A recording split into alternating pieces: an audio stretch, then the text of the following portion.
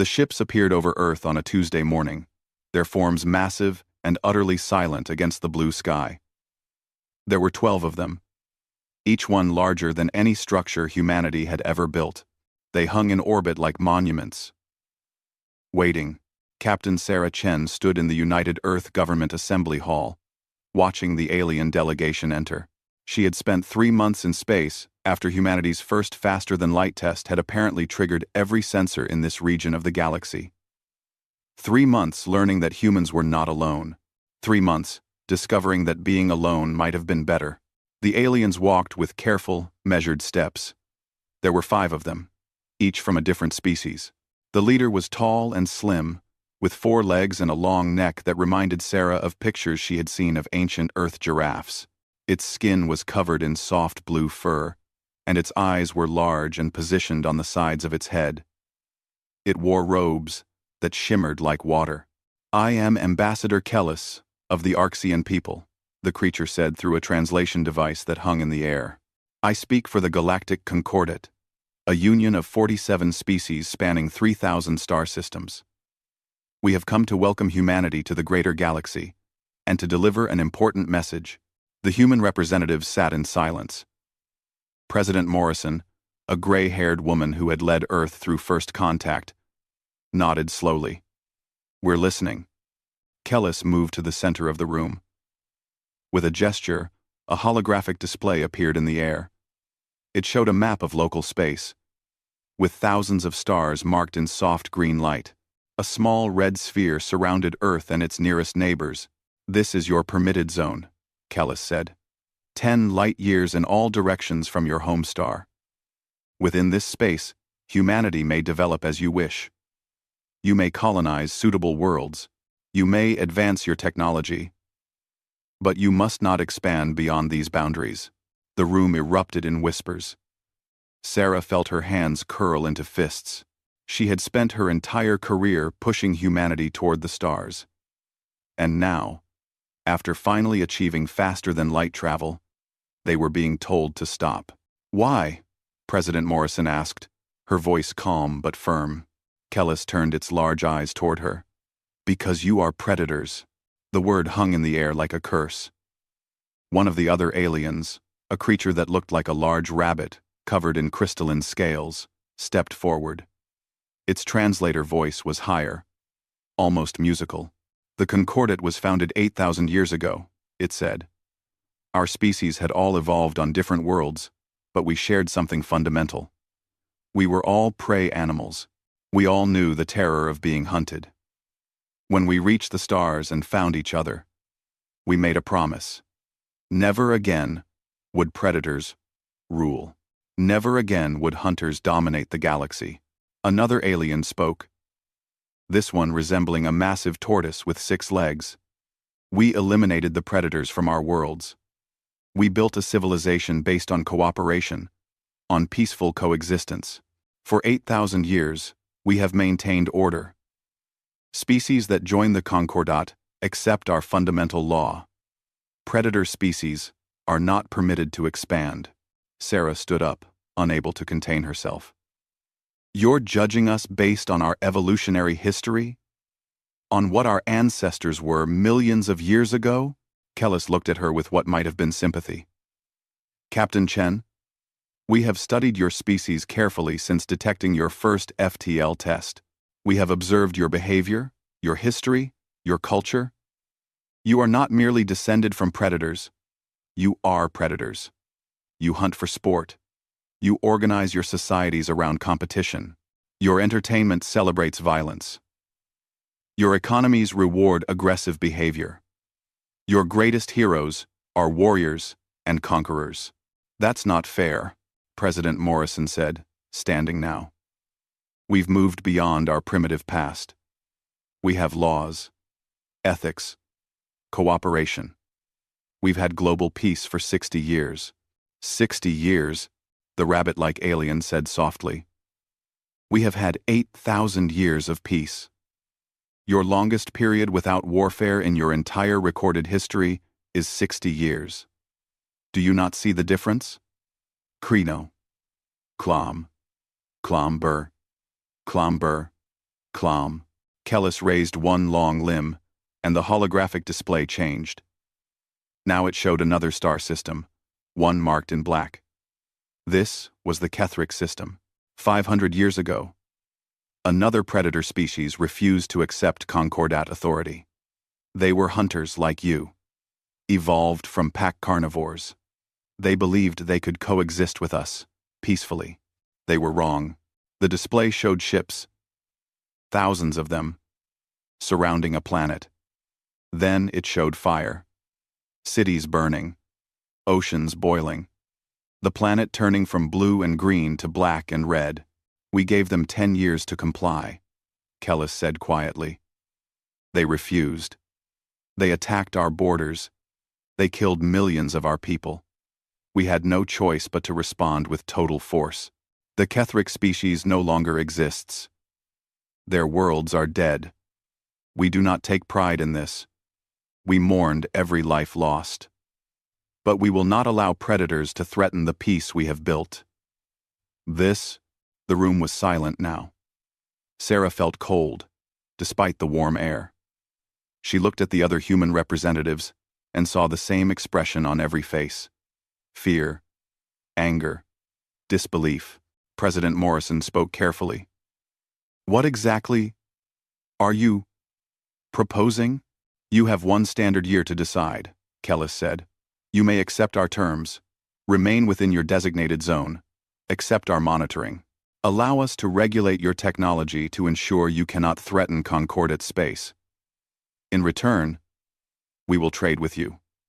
We will share medical knowledge, agricultural techniques, entertainment. You will have good lives within your sphere. And if we refuse? Morrison asked. Kellis was quiet for a long moment. Then you will be treated as the Kethric were treated. We do not wish this. We are not a cruel people. But we will not negotiate with predators. We will not risk 8,000 years of peace for one species that cannot control its nature. Another alien stepped forward, smaller than the others, covered in soft feathers that changed color as it moved. Please understand, it said, and its translated voice was gentle. We are offering you mercy. Other predator species we have encountered, we destroyed immediately. But humans are young. You have not yet committed crimes against the Concordat. You have a chance that others did not. Please take it. The delegation began to leave. As they walked toward the door, President Morrison called out, We need time to discuss this among ourselves. 1 year is not long. 1 year is not long. Kellis turned back. 1 year is generous. We have given predator species as little as 1 month before. Use the time wisely. We will return for your answer. After the aliens left, the assembly hall erupted into chaos. Representatives shouted at each other, arguing about submission versus defiance. Sarah pushed through the crowd to where President Morrison stood with her military advisors. We can't accept this, Sarah said. They're asking us to become a zoo exhibit. General Marcus Webb, head of Earth's Space Defense Force, nodded grimly. I agree. But did you see what they did to that planet? We've got maybe 100 ships capable of combat. They have thousands, maybe millions. So we roll over? Sarah demanded. We just achieved FTL travel. And we're supposed to give up on the stars? Morrison looked tired. Let's not make hasty decisions. We have a year. Let's use it to gather information, to prepare, to understand what we're facing. Over the following months, humanity threw itself into preparation. Scientists studied every scrap of data about the Concordat. Military strategists ran simulations. Diplomats debated options. The alien delegation had left observation satellites in orbit, watching Earth's every move. Sarah was assigned to lead a reconnaissance mission. She took a small, stealthy ship to the edge of the designated zone and watched Concordat ships patrol the border. They moved in predictable patterns. Always in groups. Always following the same routes. They were disciplined and organized. But there was something about their movements that struck her as odd. They never took risks. They never deviated from procedure. They were cautious to the point of timidity. She reported her observations to General Webb. "They fight like prey animals," she said. "Everything is about defense, about safety in numbers. They don't take initiative." Webb studied her report carefully. "Interesting. But we're still outnumbered 1,000 to 1. The year passed quickly. Human colonies on Mars and the outer planets were expanded rapidly. Weapons were manufactured in secret facilities. Every person on Earth knew that a decision was coming, but no one knew what it would be. When the Concordat delegation returned, they found President Morrison waiting with Earth's answer. The meeting was broadcast across every human settlement in the solar system. "We have considered your offer carefully," Morrison said. "We understand your concerns. We recognize that our history has been violent, but we cannot accept your terms." Kellis tilted its long neck, those large eyes reflecting what might have been sadness. "You choose extinction over compromise?" "We choose freedom over imprisonment," Morrison replied. "You're asking us to stop being human. You're asking us to abandon our drive to explore, to expand, to grow. That's not something we can do, no matter how nicely you ask." "Then you choose war," Kellis said softly. "No," Morrison said. "You're the ones choosing war. We're just choosing not to surrender before it starts." "There's a difference." The rabbit-like alien stepped forward, its scales shimmering with agitation. "You cannot win. You must understand this. We have technology thousands of years beyond yours. We have numbers you cannot match. This is suicide." Sarah, standing behind Morrison, spoke up. "Maybe. But humans have a saying. We'd rather die on our feet than live on our knees." Kellis studied the humans for a long moment. "You are making a terrible mistake. When we return, it will be with a fleet large enough to blockade every world you inhabit. You will have one more chance to surrender. After that, we will do what must be done." "We'll take our chances," Morrison said. The aliens left. As their ships departed Earth orbit, Sarah felt a strange sensation in her chest. It wasn't fear, exactly. It was something older. Something that had been sleeping in humanity's DNA for millions of years. Her ancestors had been hunters on the African plains, chasing prey across endless grasslands, never giving up, never stopping until the target fell. The Concordat thought they were the civilized ones, and humans were savage predators who needed to be caged. They didn't understand what they had just done. They had given humans a warning. They had given humans time to prepare. They had given humans a target. Most importantly, they had given humans a reason to hunt. General Webb stood beside Sarah, watching the alien ships vanish into faster-than-light travel. "They think we're going to fight them the way they fight each other. Formal battles, organized fleets, predictable strategies." Sarah smiled, and it was not a kind expression. "They have no idea what's coming." "No," Webb agreed. "They don't. They've spent 8,000 years being prey animals. They've forgotten what it means to be hunted by something that never stops, never tires, and never gives up." President Morrison joined them at the window. "How long do we have?" "My guess? 6 months," Webb said. "They'll need time to assemble their peacekeeping fleet, to coordinate their species, to plan their blockade. Then we have 6 months to disappear," Sarah said. Morrison looked at her questioningly. "They're coming here expecting to find us," Sarah explained. "Big targets. Planets, stations, fleets in formation. That's how they think. That's how prey animals survive, by staying together, by being too big to attack easily." "But we're not prey animals," Webb said, understanding dawning in his eyes. "No," Sarah agreed. "We're hunters. And the first rule of hunting is, don't let the prey see you coming." In the months that followed, humanity began to scatter. Colonies were evacuated into asteroid belts and the outer darkness of their systems. Ships were painted black and fitted with stealth systems. Entire populations learned to live in silence, in cold, in the spaces between stars. The Concordat was coming to cage humanity. But when they arrived, they would find nothing but empty worlds and silence. And then, in that silence, humanity would teach them an old lesson, one that prey animals on Earth had learned millions of years ago when they first heard human footsteps in the grass behind them. The hunt was about to begin. The Concordat fleet arrived exactly 6 months later, and it was magnificent. 842 ships emerged from faster-than-light travel in perfect formation around Earth. They were beautiful vessels, sleek and elegant, decorated with symbols from dozens of different species. Their hulls gleamed in the sunlight, proud and confident.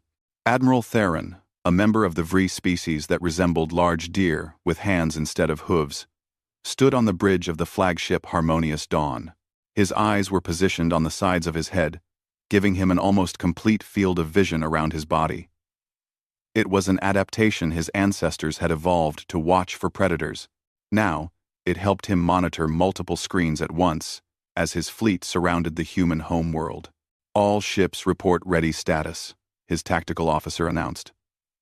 The officer was Keleth, a species with large ears and sensitive hearing that could detect sounds across vast ranges. "We have established positions around their primary world and all colonial holdings. Scanning for human fleet locations." Theron nodded, feeling satisfied. This was the largest peacekeeping operation in Concordat history, but it was necessary. The humans needed to see that resistance was pointless. They needed to understand the power arrayed against them. "Admiral," the scanning officer said, confusion in her translated voice.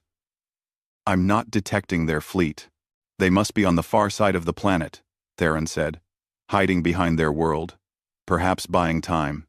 "No, sir," the officer replied. "I've completed a full scan. There are no military vessels in orbit. There are no military vessels in the system at all." Theron felt a spike of concern. What about their colonies? Mars? Their outer planets? More scans. More confusion. "Sir, the colonies appear to be empty. I'm detecting no power signatures, no life signs, no active systems." "That's impossible," Theron said. "We monitored this system constantly. They had millions of people in those colonies. Where did they go?" For the next 3 hours, the Concordat fleet searched the Sol system. They found empty cities on Mars, their lights dark. They found abandoned stations around Jupiter's moons, their reactors cold. They found nothing on Earth's surface but automated defense systems that powered down the moment Concordat ships approached. "They ran," Theron's second officer said with satisfaction. The officer was Arxian, like Ambassador Kellis, with the same long neck and large side-facing eyes. "The predators saw our strength and fled.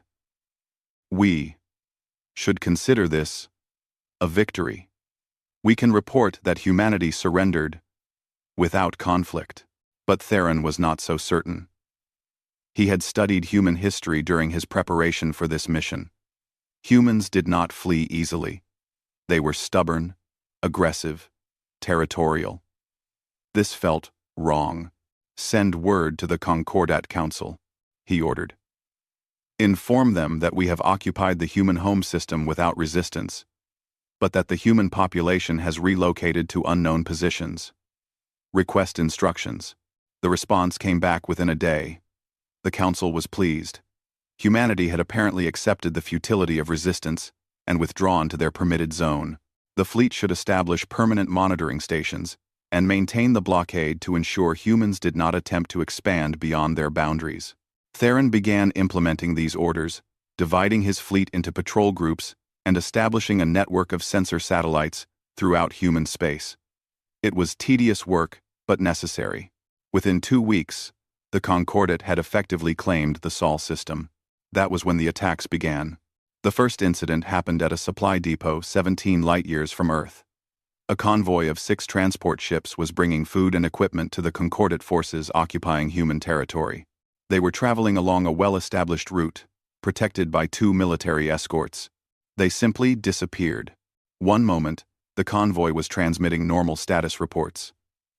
The next moment, all communications ceased. When rescue ships arrived at their last known position, they found debris scattered across thousands of kilometers.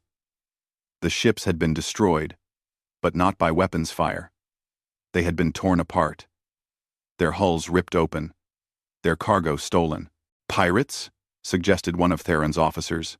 In this region, Theron replied. There haven't been pirates in Concordate space for centuries. And how would pirates know our supply routes? 3 days later, another convoy vanished. Then a communication relay station went dark. Then a patrol of 6 Concordat vessels entered an asteroid field to investigate a sensor contact and never reported back. Theron stared at the tactical map in his command center, watching red markers appear one by one as Concordat assets went missing. They were all behind the front lines, all in territory that should have been secure, and there was never any warning. No distress calls. What are we facing? His tactical officer asked nervously.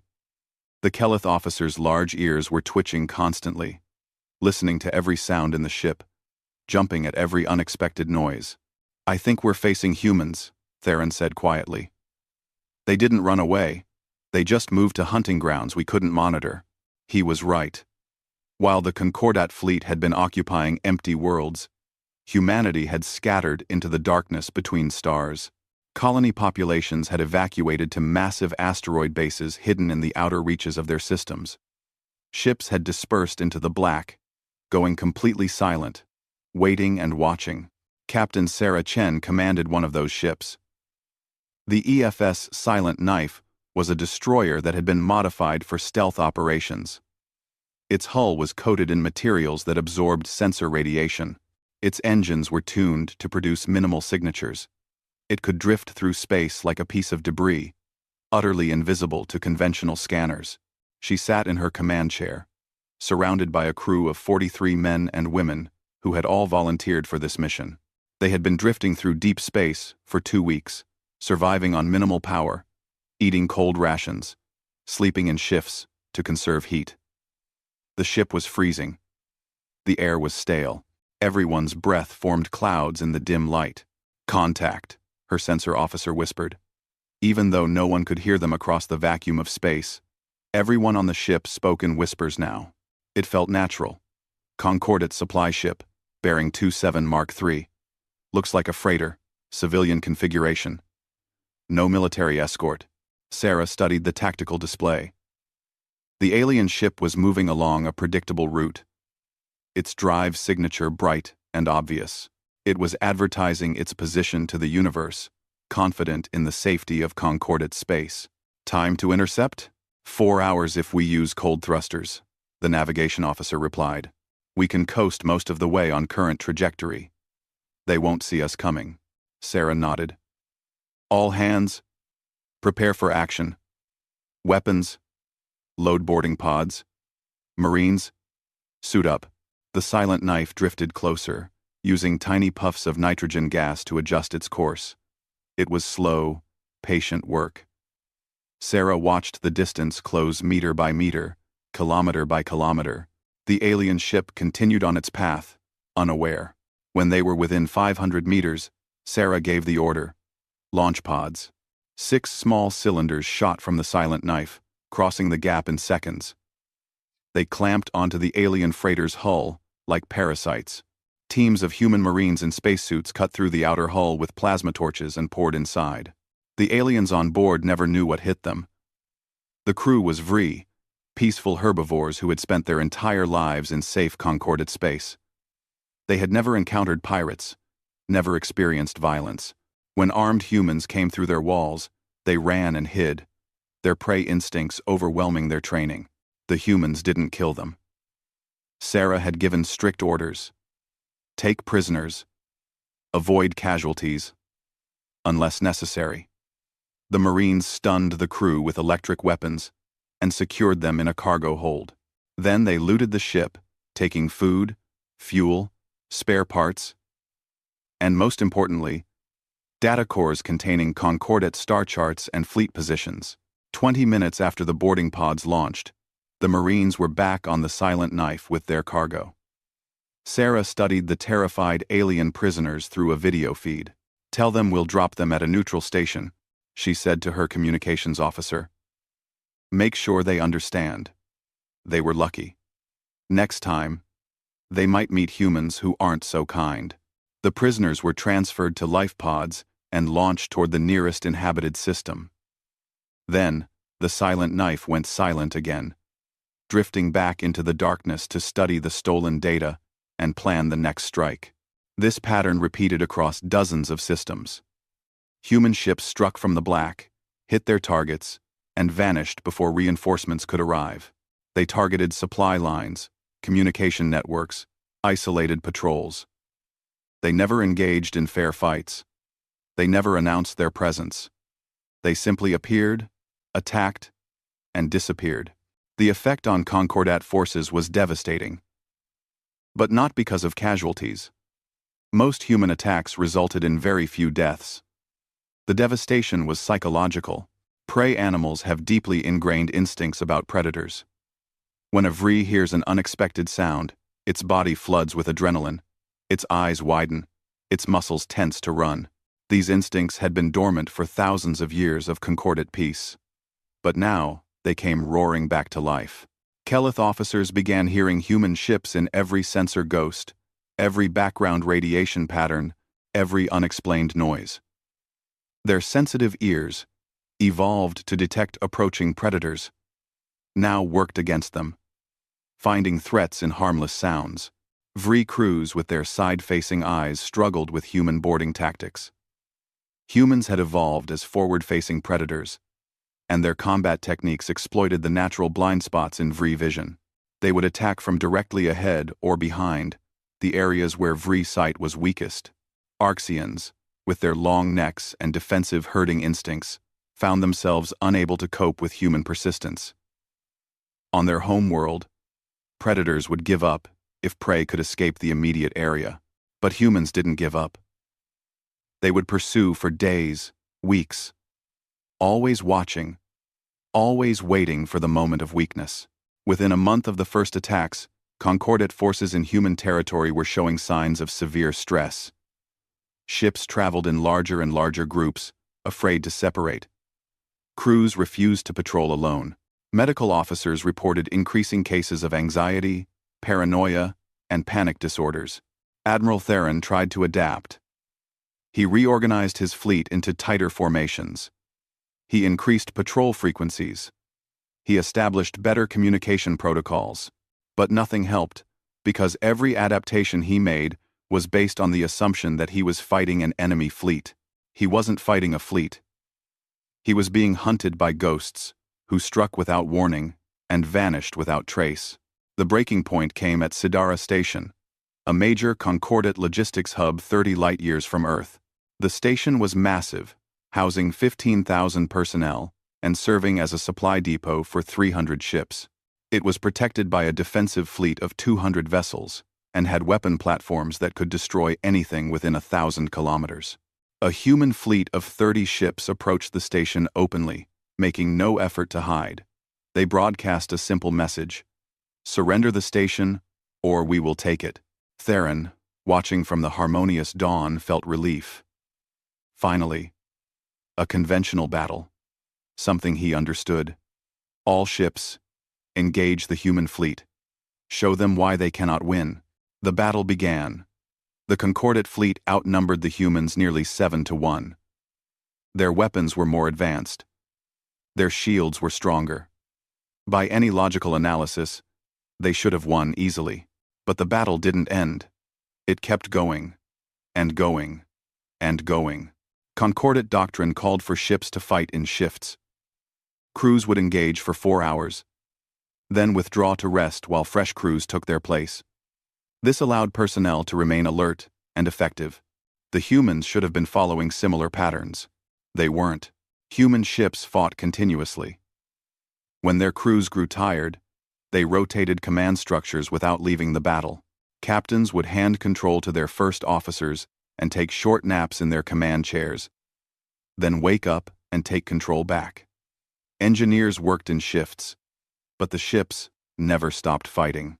10 hours into the battle, Concordat crews were exhausted. 20 hours in, they were making mistakes. 30 hours in, they were barely functional. The humans kept fighting. 50 hours into the battle, Concordat reinforcements arrived from a neighboring system. They expected to find the human fleet destroyed or retreating. Instead, they found their own forces on the verge of collapse, and the human ships still in formation, still fighting, showing no signs of stopping. 73 hours after it began, Sidara Station fell. The Concordat fleet retreated, leaving the humans in control. Theron received reports of crews collapsing at their stations, of ships crashing into each other because navigators fell asleep, of officers breaking down in tears from exhaustion. The humans didn't pursue. They claimed the station, treated the wounded, and sent the defeated Concordat forces home with another message. Tell your leaders. We can do this forever. Can you? Theron sat in his ready room, staring at casualty reports. The numbers were relatively low. A few thousand dead in a fleet of hundreds of thousands. But the psychological damage was catastrophic. His forces were broken not by superior firepower but by simple relentlessness. He accessed the human cultural database he had been studying and searched for information about human hunting techniques. He found descriptions of persistence hunting, an ancient method where humans would chase prey, not by being faster, but by never stopping. They would follow herds for days, sometimes weeks, until the target animal collapsed from exhaustion. Theron looked at his tactical map, at the pattern of human attacks, at the way they never let up, never gave his forces time to recover. The realization hit him like a physical blow. They weren't in a war. They were prey animals being hunted by something that would never, ever stop chasing them. And the hunt had only just begun. The Concordat Council met in emergency session on their capital world of Harmony Prime. The chamber was a magnificent structure, designed to represent the unity of 47 different species. Each member sat in specially designed seats that accommodated their unique physiologies. The walls displayed peaceful images of cooperation and prosperity. Ambassador Kellis stood before them. His long neck bowed in a posture that his species used to show distress. The situation in human territory has become untenable, he reported. We have lost 17% of our forces through attrition, capture, and desertion. Another 24% are reporting psychological casualties that make them unfit for duty. How is this possible? Demanded Council Leader Verna, a member of the rabbit-like species whose crystalline scales were shifting through angry reds and oranges. We sent 800 ships. We have technology thousands of years more advanced than theirs. They have a few dozen colonies, and perhaps 100 functional warships. 97 warships, according to our last count, Kellis corrected gently. But they don't fight like we fight. They don't mass their forces and engage in fleet actions. They scatter. They hide. They strike from unexpected angles and then vanish before we can respond. Cowards, spat a tortoid council member, his 6 legs clicking against the floor in agitation. They refuse to face us honorably. With respect, council member, Kellis said. I don't think they care about honor. They care about winning. And they're succeeding. Another council member, a Kelith with massive ears that twitched constantly, spoke up in a trembling voice. Our soldiers can't sleep. They hear humans in every sound. 3 of our ships fired on each other last week because their crews were convinced they had been infiltrated by human commandos. We found no humans on any of those vessels. They were shooting at shadows. Kellis nodded sadly. The humans have weaponized our own biology against us. Our species evolved as prey animals. We have instincts, deep ones, that activate when predators are near. The humans are triggering those instincts deliberately. He activated a holographic display showing footage from a human raid on a Concordat patrol. The video was from a V ship's internal cameras. It showed corridors. Quiet, and normal. Then suddenly, a section of wall exploded inward. Human Marines poured through, moving in a tight formation that kept them in each other's peripheral vision, while maintaining overlapping fields of fire. But what made the footage particularly striking was where they appeared from. They had cut through the wall at the exact point where the VRI crew's side-facing eyes created a natural blind spot. The camera caught VRI officers spinning around in panic, their eyes unable to track the fast-moving humans, until it was too late. They studied us, Kellis explained. They learned how our eyes work, how our minds work, how our societies work, and then they designed tactics specifically to exploit our weaknesses. Then we study them in return, Verna declared. We learn their weaknesses. We adapt. We've been trying, Kellis said quietly. But every time we adapt, they change their approach. And there's something else. Something I think the Council needs to understand about humans and their evolution. He changed the display to show videos from ancient Earth. Humans chasing animals across endless grasslands under a burning sun. The prey ran fast, but the humans just kept walking, hour after hour, never stopping. Eventually, the animals collapsed from heat and exhaustion, and the humans simply walked up and killed them.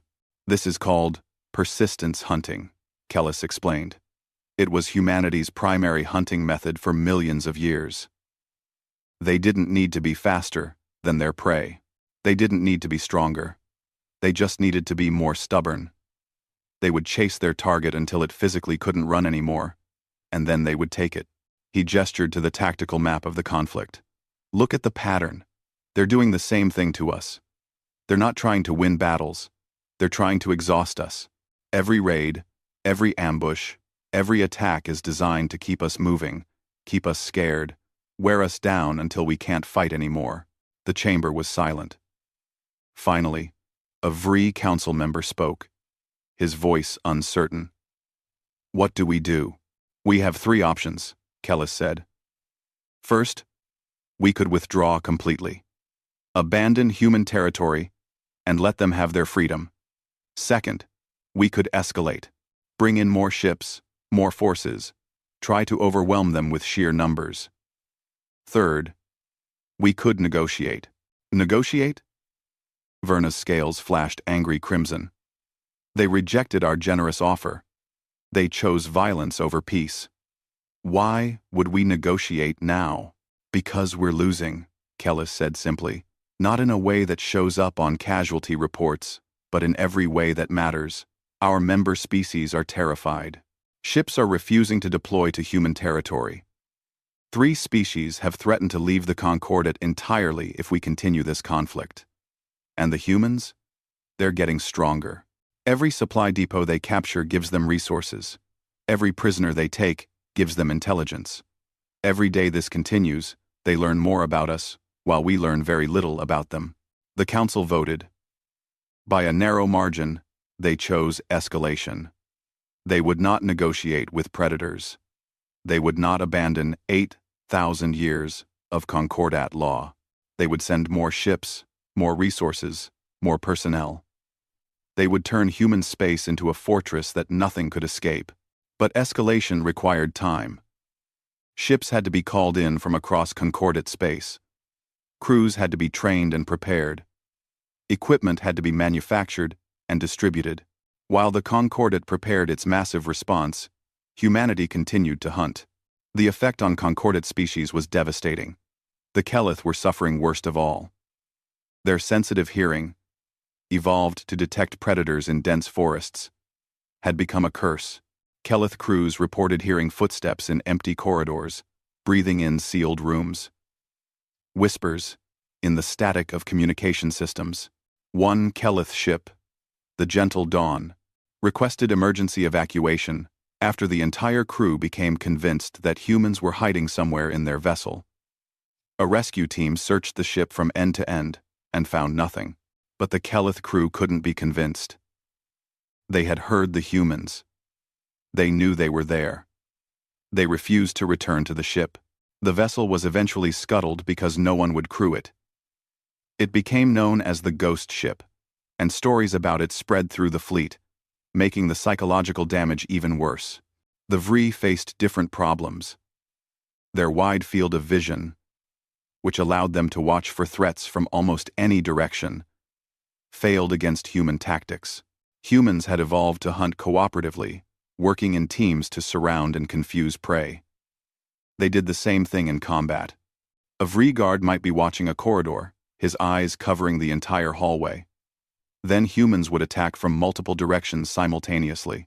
The Vree's brain, designed to track one or two threats at most, would become overwhelmed. By the time the guard figured out which direction to focus on, it was already too late. But the species suffering the most unexpected damage were the Arxians. Their long necks and excellent vision made them seem well-suited for combat. They could see threats from far away. They could communicate effectively with their herds. They should have been natural soldiers. Instead, they were falling apart. The problem was psychological. Arxians evolved in herds on open grasslands. When predators attacked, the herd would bunch together and run as a group. If the predators gave up the chase after a certain distance, the herd was safe. Their entire survival strategy was based on the idea that predators would eventually stop pursuing. Humans didn't stop. An Arxian patrol would encounter a human ship, engage briefly, and then retreat to a safe distance. In their minds, the threat should be over. But hours later, they would detect the same human ship following them. They would jump to another system. The human ship would follow. They would go 3 systems away. The human ship would still be there, hanging in the darkness just outside weapons range, watching and waiting. Arxian officers began reporting nightmares about being chased forever, about running through infinite space with predators always behind them. Some had complete psychological breaks, curling up in their quarters and refusing to come out. Captain Sarah Chen listened to intercepted concordate communications and heard the fear in alien voices. Part of her felt guilty. These weren't evil creatures. They were just people who had built a society based on their own evolutionary needs and now couldn't understand why humans wouldn't follow the same rules. But another part of her, the part that had evolved from 4 million years of human hunters, felt a grim satisfaction. The Concordat had threatened Earth with extinction. They had demanded humanity accept permanent imprisonment. They had shown images of planets burning and species dying and said, "Submit, or this will be you." They had made themselves prey. "Captain, we've got another target," her tactical officer reported. "Looks like a command ship. Heavy escort, but they're moving through the Kepler belt. Lots of asteroids to hide in." Sarah studied the tactical plot. The Concordat was learning, but slowly. They kept their ships together now, traveling in large groups for mutual protection. But large groups were easier to track and easier to predict. "Do we have enough ships for a coordinated strike?" she asked. "Yes, ma'am. The Silent Echo and the Shadow's Edge are both within range. We could hit them from 3 directions. Vicinity 170, Sarah made her decision. "Send the signal. We attack in 6 hours. And make sure we leave survivors. I want them to tell the others what happened." The attack went exactly as planned. 3 human ships emerged from hiding spots in the asteroid field and struck the Concordat formation from different angles. The aliens tried to form a defensive sphere, their instincts crying out to bunch together for safety. But bunching together just made them easier targets. Human weapons, crude compared to Concordat technology but effective nonetheless, tore through shields and armor. Within 20 minutes, the Concordat formation broke. Ships scattered in random directions, their crews' prey instincts overriding training and discipline. The humans didn't pursue all of them. They selected one ship, an Arxian cruiser, and followed it. Just followed it. They didn't fire. They didn't communicate. They just maintained position 5,000 kilometers behind the fleeing vessel. Sarah watched the Arxian ship on her displays. It jumped to another system. The Silent Knife followed. It changed course randomly. The Silent Knife matched every turn. It called for help. The Silent Knife jammed the communication. After 16 hours, the Arxian ship simply stopped moving. Sarah received a communication request and accepted it. The Arxian captain appeared on screen, his long neck drooping in a posture of complete defeat. He said through the translator, "Please stop. We surrender. We'll give you anything. Just please stop following us." Sarah felt a surge of pity, but she pushed it down. "Tell your superiors what happened here." "Tell," she said. "Tell them that humans don't give up. Tell them that you can run, but we'll always follow. Tell them that they made us hunters, and now they're the prey." She let the Arxian ship go. Within days, the story spread through the Concordat fleet. Ships began surrendering the moment humans appeared, too psychologically damaged to fight anymore. Admiral Theron received reports of entire squadrons refusing to patrol. Crews were abandoning their posts. 3 species had filed formal complaints with the Council, demanding the war end immediately. He sat in his command center and studied everything they knew about humans. He read their history, their culture, their biology. And slowly, he began to understand something that terrified him. The Concordat had made a fundamental error. They had assumed humans were just another predator species, like the Kethric they had destroyed centuries ago. But the Kethric had been ambush predators, powerful but impatient. If prey escaped the initial attack, the Kethric moved on to easier targets. Humans were different. They were persistence hunters. They had evolved in one of the harshest environments on their planet, where prey animals were faster and stronger than them, so they had developed a different strategy. They didn't need to be the strongest. They just needed to be the most stubborn. And now they were using that 4-million-year-old strategy against the Concordat. Theron wrote a report to the Council. He detailed the psychological casualties, the collapsing morale, the spreading fear. He included projections showing that within 6 months, the Concordat forces in human territory would be completely non-functional, even if humans never fired another shot. He concluded with a recommendation that would have been unthinkable just months ago: immediate withdrawal and recognition of human sovereignty. The Council rejected his report. They sent orders for the full escalation to proceed. 4,000 ships were being assembled, the largest fleet in Concordat history. They would go to Earth itself, occupy the human home world, and force humanity to surrender by threatening their core population. When Theron received these orders, he looked at his exhausted crew and made a decision. He sent one final message to the Council. "You don't understand what we're facing. These aren't just predators. They're humans.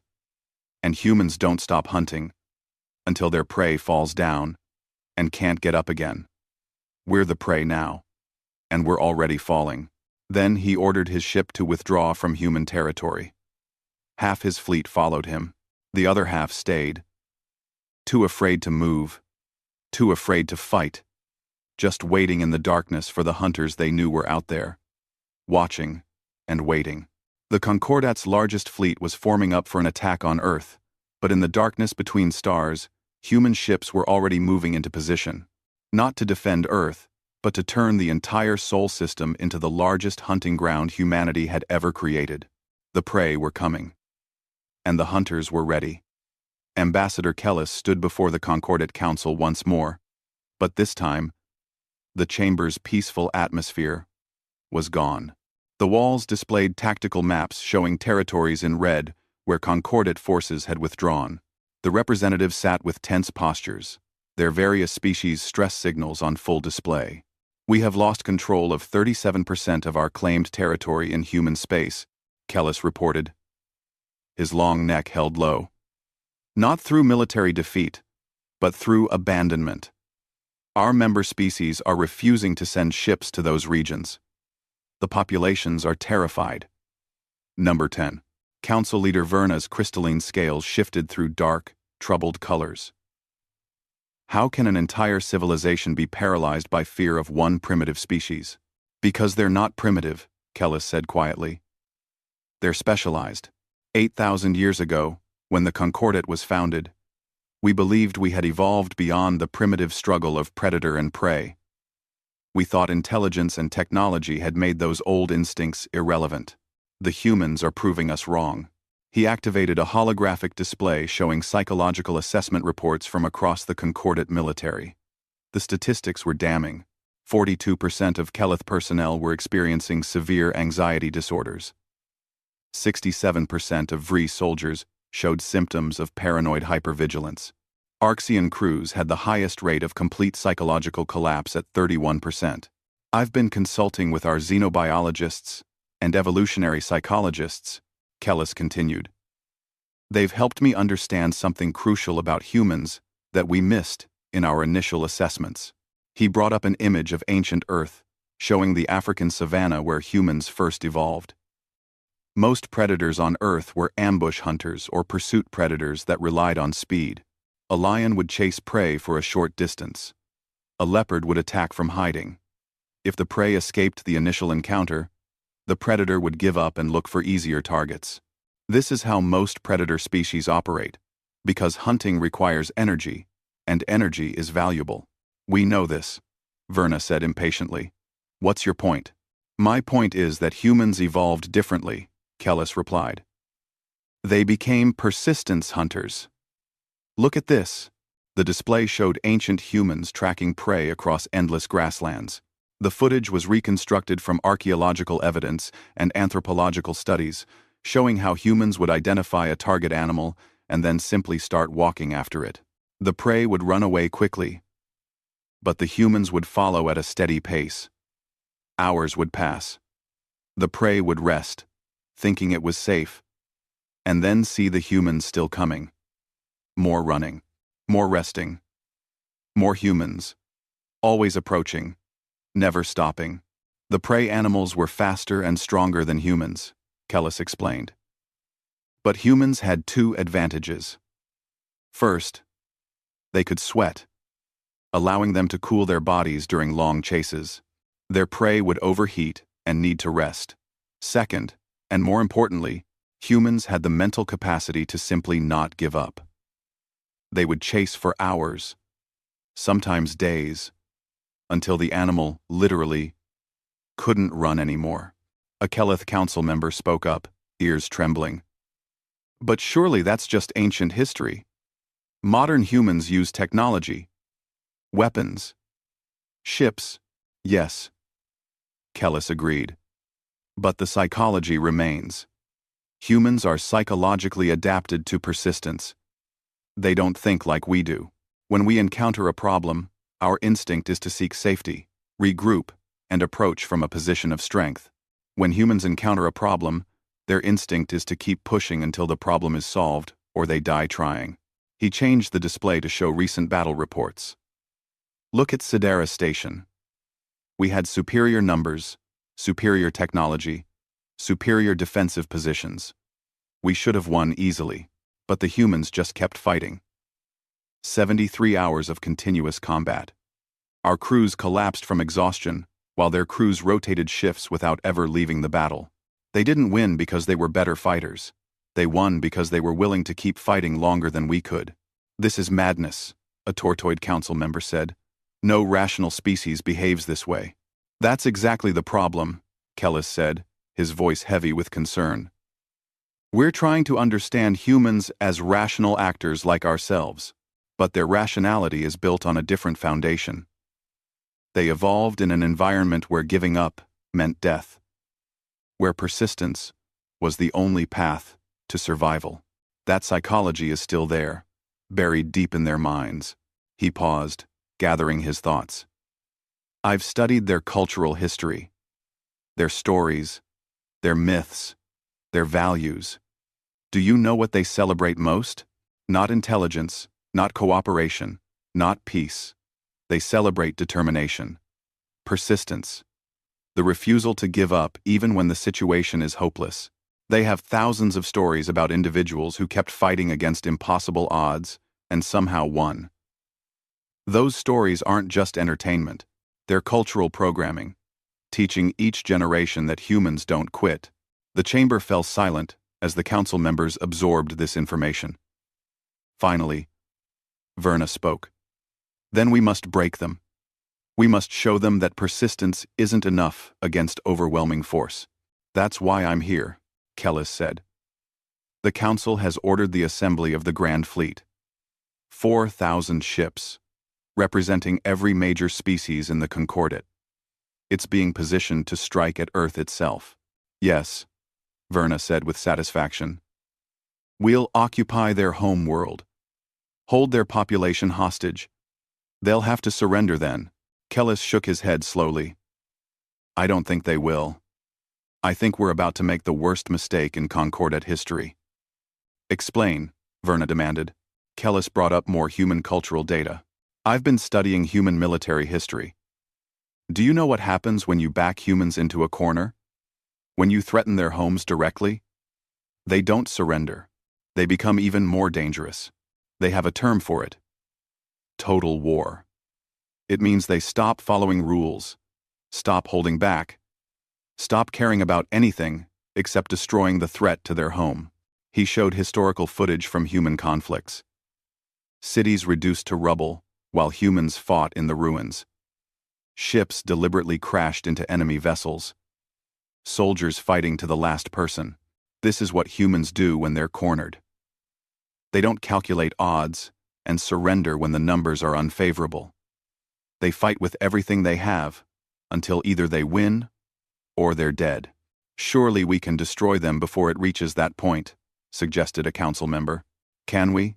Kellis asked. Admiral Theron's report, which the council dismissed, indicated that our forces are already psychologically compromised. We're sending 4,000 ships to Earth, yes, but those ships are crewed by prey animals who are already terrified of humans. What happens when we get to Earth and find it empty again? Or worse, what happens when we occupy it and then face years of human resistance, raiding our supply lines, hunting our patrols, never giving us a moment's peace? Then we'll destroy Earth, Verna said coldly. Like we did to the Kethric. The Kethric were concentrated on a few worlds, Kellis countered. Humans have already scattered. We know they've established hidden bases in asteroid fields, on rogue planets, in the outer darkness of dozens of systems. Even if we destroy Earth, we won't destroy humanity. We'll just make them even more determined to hunt us. He took a deep breath. I believe we need to negotiate. Not from a position of weakness, but from a position of mutual respect. Offer them true autonomy in exchange for non-aggression. Let them expand, but establish clear boundaries. Work with them instead of trying to dominate them. Negotiate with predators? Verna's scales flashed angry red. That's not the Concordat way. We've maintained peace for 8,000 years by ensuring predators never gain power. If we compromise now, the entire foundation of our civilization crumbles. Our civilization is already crumbling, Kellis said quietly. 3 member species have threatened to leave. 5 more are demanding we end the conflict. Our people are terrified. Our economy is suffering. Our unity is breaking. All because we refuse to accept that not all species think like we do. The council voted. By a wider margin this time, they confirmed the attack on Earth. The Grand Fleet would proceed as planned. They would occupy humanity's home world, break their will to resist, and force them to accept Concordat authority. Kellis returned to his quarters after the vote and sat in darkness, his thoughts heavy. He had failed to convince them. The Concordat was about to walk into a trap of its own making, and there was nothing he could do to stop it. He accessed his personal files and pulled up everything he had learned about humans. Their history, their psychology, their evolution. One file caught his attention. A collection of human quotations. Things humans had said throughout their history that revealed their character. One quote stood out. It was from an ancient human military leader named Winston Churchill, spoken during a terrible war when his people faced overwhelming odds. We shall fight on the beaches. We shall fight on the landing grounds. We shall fight in the fields and in the streets. We shall fight in the hills. We shall never surrender. Kellis read it again. Never surrender. Not, "We'll surrender when the odds are impossible." Not, "We'll surrender when we've lost too much." Never surrender. He thought about the Grand Fleet. 4,000 ships full of prey animals, whose ancestors had survived by knowing when to run. They were about to encounter a species whose ancestors had survived by never knowing when to stop. He recorded a personal message to his family back on his home world. He told them he loved them. He told them he had tried to prevent what was coming. He told them that if he didn't return, they should remember him as someone who tried to bridge the gap between two fundamentally different types of species. Then he prepared to depart with the Grand Fleet. As the Concordate's leading expert on humans, his presence had been requested for the invasion. He would go. But not because he thought the mission would succeed. He would go because someone needed to be there to witness what happened when prey animals tried to cage a predator. The Grand Fleet assembled at a staging point 3 light-years from Earth. 4,000 ships, the combined military might of 47 species. They represented 8,000 years of concordate civilization, technological advancement, and peaceful cooperation. Kellis stood on the bridge of the flagship Eternal Peace, watching the fleet form up through the view screens. It was magnificent, awe-inspiring. Surely this display of power would be enough to make humans see reason. But in his heart, Kellis knew better. He had studied humans too well. He understood them too deeply. And what he understood terrified him. Humans weren't going to see this fleet as overwhelming force. They were going to see it as the largest group of prey animals ever assembled in one place. And somewhere out there in the darkness, human ships were watching and planning. Not how to defend against this fleet. Not how to survive its attack. How to hunt it. The Grand Fleet prepared to jump to Earth, confident in their superiority. They didn't understand that they weren't going to war. They were walking into a hunting ground where every instinct they possessed would work against them, where their very nature as prey animals made them vulnerable, where their opponent had spent 4 million years perfecting the art of the chase. Kellis whispered a prayer to the spirits of his ancestors, asking for forgiveness. The Concordat had made its choice. Now they would all learn what it meant to be prey to something that never, ever stopped hunting. The Grand Fleet jumped to hyperspace, headed for Earth. Behind them, human scouts immediately sent word through covert networks. The prey is coming. All ships, prepare for the largest hunt in human history. And in 1,000 hidden bases across human space, men and women checked their weapons, powered up their ships, and smiled cold smiles. The Concordat thought they were bringing war to Earth. They were wrong. War would have been kinder. What humanity was about to do was something far older, far more primal. They were going to teach the galaxy what happens when prey animals threaten a persistence hunter's home. The Grand Fleet emerged from hyperspace at the edge of the Sol system in perfect formation. 4,000 ships, their hulls gleaming in the distant light of Earth's sun. The fleet commander, a Vree admiral named Torak, surveyed his forces with satisfaction. Nothing could stand against such power. All ships, maintain formation, he ordered. Advance to Earth orbit. Prepare occupation forces. The fleet began its approach, moving in a tight defensive sphere that had been carefully calculated to provide mutual protection for every vessel. It was a formation that had never been broken in 8,000 years of Concordat military history. What Torak couldn't see was that every ship in his fleet was being watched. In the asteroid belt, human scouts tracked the fleet's progress. On the outer planets, sensor stations recorded every ship's signature. Hidden bases throughout the system fed real-time data to a command center deep inside Mars, where General Marcus Webb coordinated humanity's response. "They're coming in tight," Webb observed, studying the tactical display. "Just like we predicted. Prey animals bunch together when threatened." Captain Sarah Chen stood beside him, her expression cold and focused. "Do we have final counts on our assets?" "Every ship we can spare," Webb replied. 374 combat vessels, plus another 200 converted civilian ships with improvised weapons. We're still outnumbered 10 to 1. "Numbers don't matter," Sarah said quietly. They're thinking about this wrong. They think they're invading. They don't understand. They're entering a trap. Webb nodded and opened a communication channel that reached every human ship in the system. All units. This is command. The prey has entered the hunting ground. The Concordat fleet continued its advance, unaware. They scanned for human ships and found only empty space. They approached Earth and saw a planet dark and silent, just like before. No defensive fleet. No weapons platforms. Nothing. They've abandoned their homeworld again, Torak said with disappointment. Scan the system for population signatures. His sensor officer worked for several minutes, then reported. Sir, I'm detecting heat signatures throughout the asteroid belt. Power readings on several outer moons. They're scattered across the entire system. Then we'll dig them out one by one, Torak declared. All ships, break into squadron formations.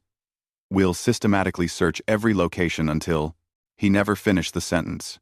From the asteroid belt, from behind the moons of Jupiter and Saturn, from the cold outer reaches of the system, human ships appeared. Not all at once, but in small groups, dozens of them, attacking from every direction simultaneously. The Concordat fleet tried to respond, but their tight defensive formation became a liability. Ships couldn't maneuver without risking collision with their neighbors.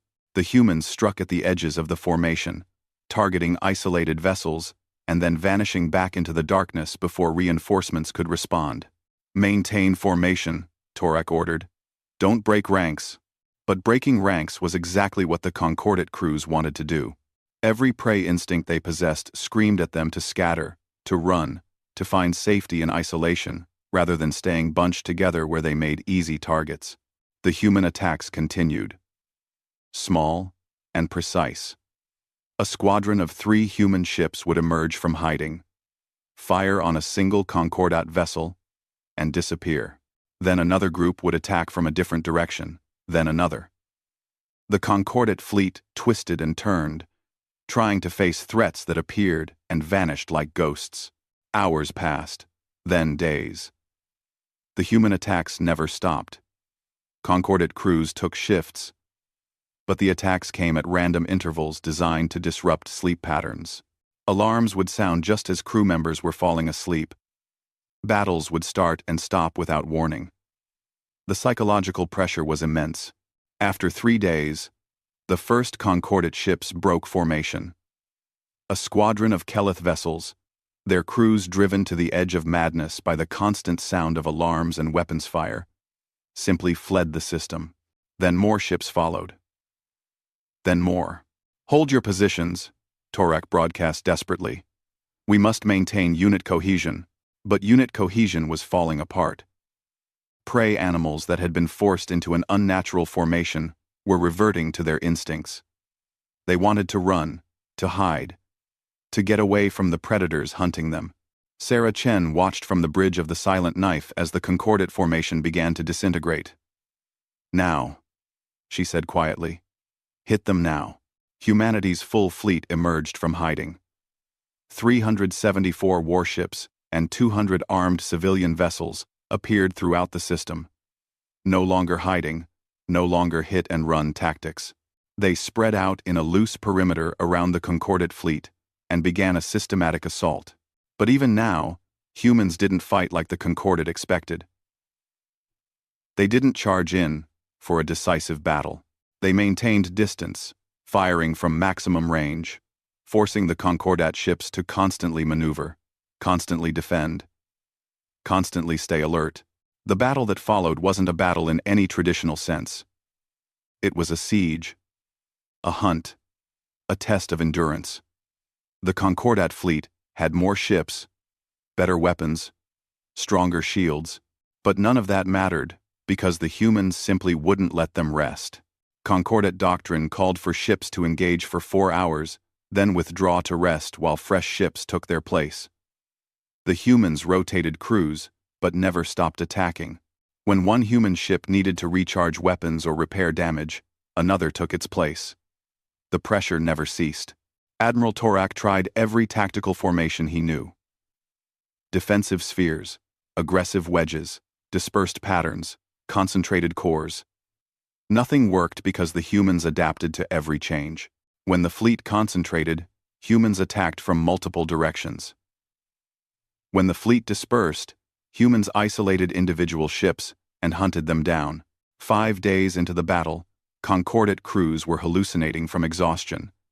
Kelith officers heard human voices in the ship's ventilation systems. Vree soldiers saw human boarding parties in every shadow. Arxians stopped eating, their stress hormones suppressing all appetite. The human fleet didn't relent. On the 7th day, a Concordate supply convoy trying to reach the fleet was intercepted and destroyed. On the 9th day, 3 Concordate ships collided with each other because their navigators fell asleep at their stations. On the 12th day, an entire squadron of Tortoid vessels surrendered without firing a shot. Their crews too exhausted to continue. Ambassador Kellis watched from the eternal peace as the Grand Fleet fell apart around him. He had tried to warn them. He had tried to make them understand, but the Council had been certain that overwhelming force would break human resistance. They had been wrong. He requested a meeting with Admiral Torak and found the Vree commander slumped in his chair. Eyes bloodshot. Body trembling with exhaustion. "We need to withdraw," Kellis said gently. "We can't," Torak replied, his voice hoarse. "The Council ordered us to occupy Earth, to break human resistance, to force their surrender." "The humans aren't going to surrender," Kellis said. "Can't you see that? They're doing to us exactly what their ancestors did to prey animals on ancient Earth. They're wearing us down. They're not trying to win a battle. They're trying to make us collapse from exhaustion." "Then what do we do?" Torak asked desperately. "We surrender," Kellis said simply. The words hung in the air like a curse. Surrender. The Concordat had never surrendered. In 8,000 years of history, they had always been the ones who forced others to submit. "The Council will never approve," Torak said. "Then we do it without approval," Kellis replied. "Because if we don't, this fleet is going to be destroyed. Not in combat, but through simple attrition. Our people are breaking. In another week, we won't have a functional fleet anymore. We'll just have 4,000 ships full of traumatized crews who can't fight, can't think, can't do anything but run." Torak was silent for a long moment. Then he nodded slowly. "Contact the humans. Request a meeting." The message went out on open frequencies. "To human forces, the Concordate Grand Fleet requests parley. We wish to discuss terms." 2. The human attacks stopped immediately. Not gradually, but all at once. As if a switch had been flipped. The sudden silence was almost more unnerving than the constant combat had been. Sarah Chen received authorization from General Webb to represent humanity in negotiations. She took a shuttle to a neutral location between the fleets. A small station that had been abandoned when the war began. She arrived to find Ambassador Kellis waiting alone. The Arxian looked exhausted. His long neck drooping, his eyes dull. When he spoke, his translated voice was heavy with defeat. "We surrender," he said simply. "The Grand Fleet withdraws from Sol System and all human-claimed territory. We recognize human sovereignty. We request only that you allow our ships to leave peacefully." Sarah studied him carefully. "Why should we agree? We have you trapped. We could destroy your fleet. Why? Why? Why? Why?" "You could," Kellis agreed. "It would take time. But yes, you could do it. But I don't think you want to. I've studied your culture. Humans prefer to avoid killing when possible. You value mercy, even toward enemies. You've demonstrated this by taking prisoners instead of killing them, by sending wounded aliens back instead of leaving them to die." He was right, and Sarah knew it. Humans were predators, yes, but they were also social animals with deep capacity for empathy. The idea of slaughtering 4,000 ships full of exhausted, terrified prey animals wasn't appealing. "What about your council?" she asked. "Will they honor this surrender?" Kellis made a gesture that Sarah's translator rendered as a shrug. "Some will. Some won't. The Concordat is fracturing. 3 species have already announced they're leaving to form their own coalition. 5 more are considering it. Your war has exposed fundamental weaknesses in our society that we refused to acknowledge." "What weaknesses?" "That prey animals, no matter how advanced, are still prey animals," Kellis said sadly. "We built a civilization based on the idea that we had evolved beyond our primitive instincts. But you've proven that instincts run deeper than culture or technology. When faced with a true predator, we revert to what we are: frightened herbivores running from a hunter." Sarah felt an unexpected surge of pity for the alien. "It doesn't have to be this way. We didn't want this war." "I know," Kellis said. "We forced you into it by threatening your home. We should have known better. Backing a predator into a corner doesn't make it submit. It makes it fight with everything it has." "So what happens now?" Sarah asked. Kellis looked at her with his large, side-facing eyes. "Now? Now you've taught the galaxy an important lesson. That predators aren't inherently evil, and prey aren't inherently good. That different species have different strengths and weaknesses. That cooperation is more effective than domination." He paused, then continued. "And you've taught us something specific about humans. That you are persistence hunters. That you don't know how to give up. That threatening your home doesn't break your will, it focuses it. Every species in this region of space will remember what happened here. They'll remember that the Concordat sent 4,000 ships to Earth, and those ships came home broken. Will that make them afraid of us?" Sarah asked. "Some, yes," Kellis admitted. "But others? Others will be curious. They'll want to know more about the species that fought 8,000 years of history and won. Some will want to trade with you. Some will want to learn from you. Some will want your protection." Sarah considered this. "We're not conquerors. We don't want to rule over other species." "I know," Kellis said. "I've read your history. You've had empires, yes, but you've also had democracies, federations, alliances. You understand cooperation. You just refuse to cooperate at the cost of your freedom. So, what do you suggest?" Kellis pulled up a holographic display showing the region of space around Earth. "This area, roughly 50 light-years in radius, is in chaos right now. Former Concordat species leaving, uncertain of what comes next. They need leadership. They need a new model for how different species can coexist." "You want us to build a new alliance?" Sarah asked. "Not just humans," Kellis said. "Humans and whoever wants to join you. Species who can see that predator and prey can coexist if they choose cooperation over domination." Sarah thought about it. It was audacious. It was risky. It would mean taking on responsibilities humanity had never imagined. But it was also an opportunity to prove that humans weren't just mindless killers, that they could be protectors as well as hunters. "I'll take this back to my superiors," she said. "No promises. That's all I ask," Kellis replied. "And Sarah? May I call you Sarah?" "Sure. I want you to understand something. I don't hate humans. I never did. I was afraid of you. Yes, but I also admired you. Your determination, your refusal to accept defeat, your loyalty to each other. Those are noble qualities, even when they're terrifying to face in combat. Why are you telling me this? Because in the days ahead, you're going to hear a lot of species say terrible things about humans. They'll call you savage, violent, dangerous. Some of it will be fair, but I want you to remember that at least one Concordat member saw you clearly. You're not monsters. You're just different. And different isn't evil." Sarah felt unexpected emotion welling up.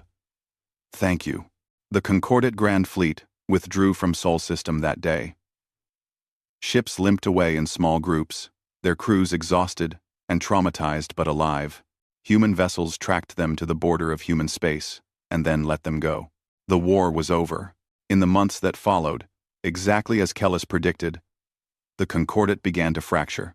Species that had been held together by fear of external threats found that the fear wasn't enough when the threat became internal dissent. Within a year, 16 species had left the Concordat entirely. Many of those species reached out to humanity. Some wanted trade agreements. Some wanted mutual defense pacts. Some just wanted to talk to the species that had done the impossible. Earth convened a conference, inviting any species interested in forming a new alliance based on mutual respect and voluntary cooperation. 53 species sent representatives. It was called the Sol Accord, and its founding principle was simple. No species would be forced to join. No species would be restricted based on their evolutionary history, and all members would be free to develop as they wished. Kellis attended as an independent observer, no longer representing the Concordat that had rejected his counsel. He watched as humans, the species he had once come to threaten with extinction, worked patiently with dozens of different aliens to build something new. On the final day of the conference, he spoke privately with President Morrison. "Your people surprised me," he said. "I expected triumphalism, arrogance. Instead, I see patience and diplomacy." Morrison smiled. "Humans are complicated. We can be vicious hunters when we need to be. But we're also pack animals. We're loyal. We're protective. We form bonds across species. Boundaries we've been domesticating and befriending other animals for thousands of years. That same instinct applies to sapient species too." "The galaxy is going to be different now," Kellis observed. "Yes," Morrison agreed. "But maybe it needed to be. Your Concordat was stable, but it was also stagnant. You'd achieved peace by eliminating diversity, by forcing everyone to conform to prey animal psychology. That's not sustainable. And you think your way is?" "I think our way makes room for everyone," Morrison said. "Predators and prey, social species and solitary ones, aggressive cultures and peaceful ones. We just need to accept that different species have different needs and different strengths." Kellis looked out at the conference floor, where dozens of species were arguing, debating, compromising, and slowly building consensus. It was messy and chaotic compared to the orderly Concordat proceedings he was used to, but it was also alive in a way the Concordat had never been. "You know what the hardest thing for me to accept is?" Kellis said quietly. "That you were right. That we gave you one last warning, threatening extinction if you didn't submit, and you demonstrated that you were always the hunters, not because you chose violence, but because you refused to be prey. And in doing so, you've built something better than what we had."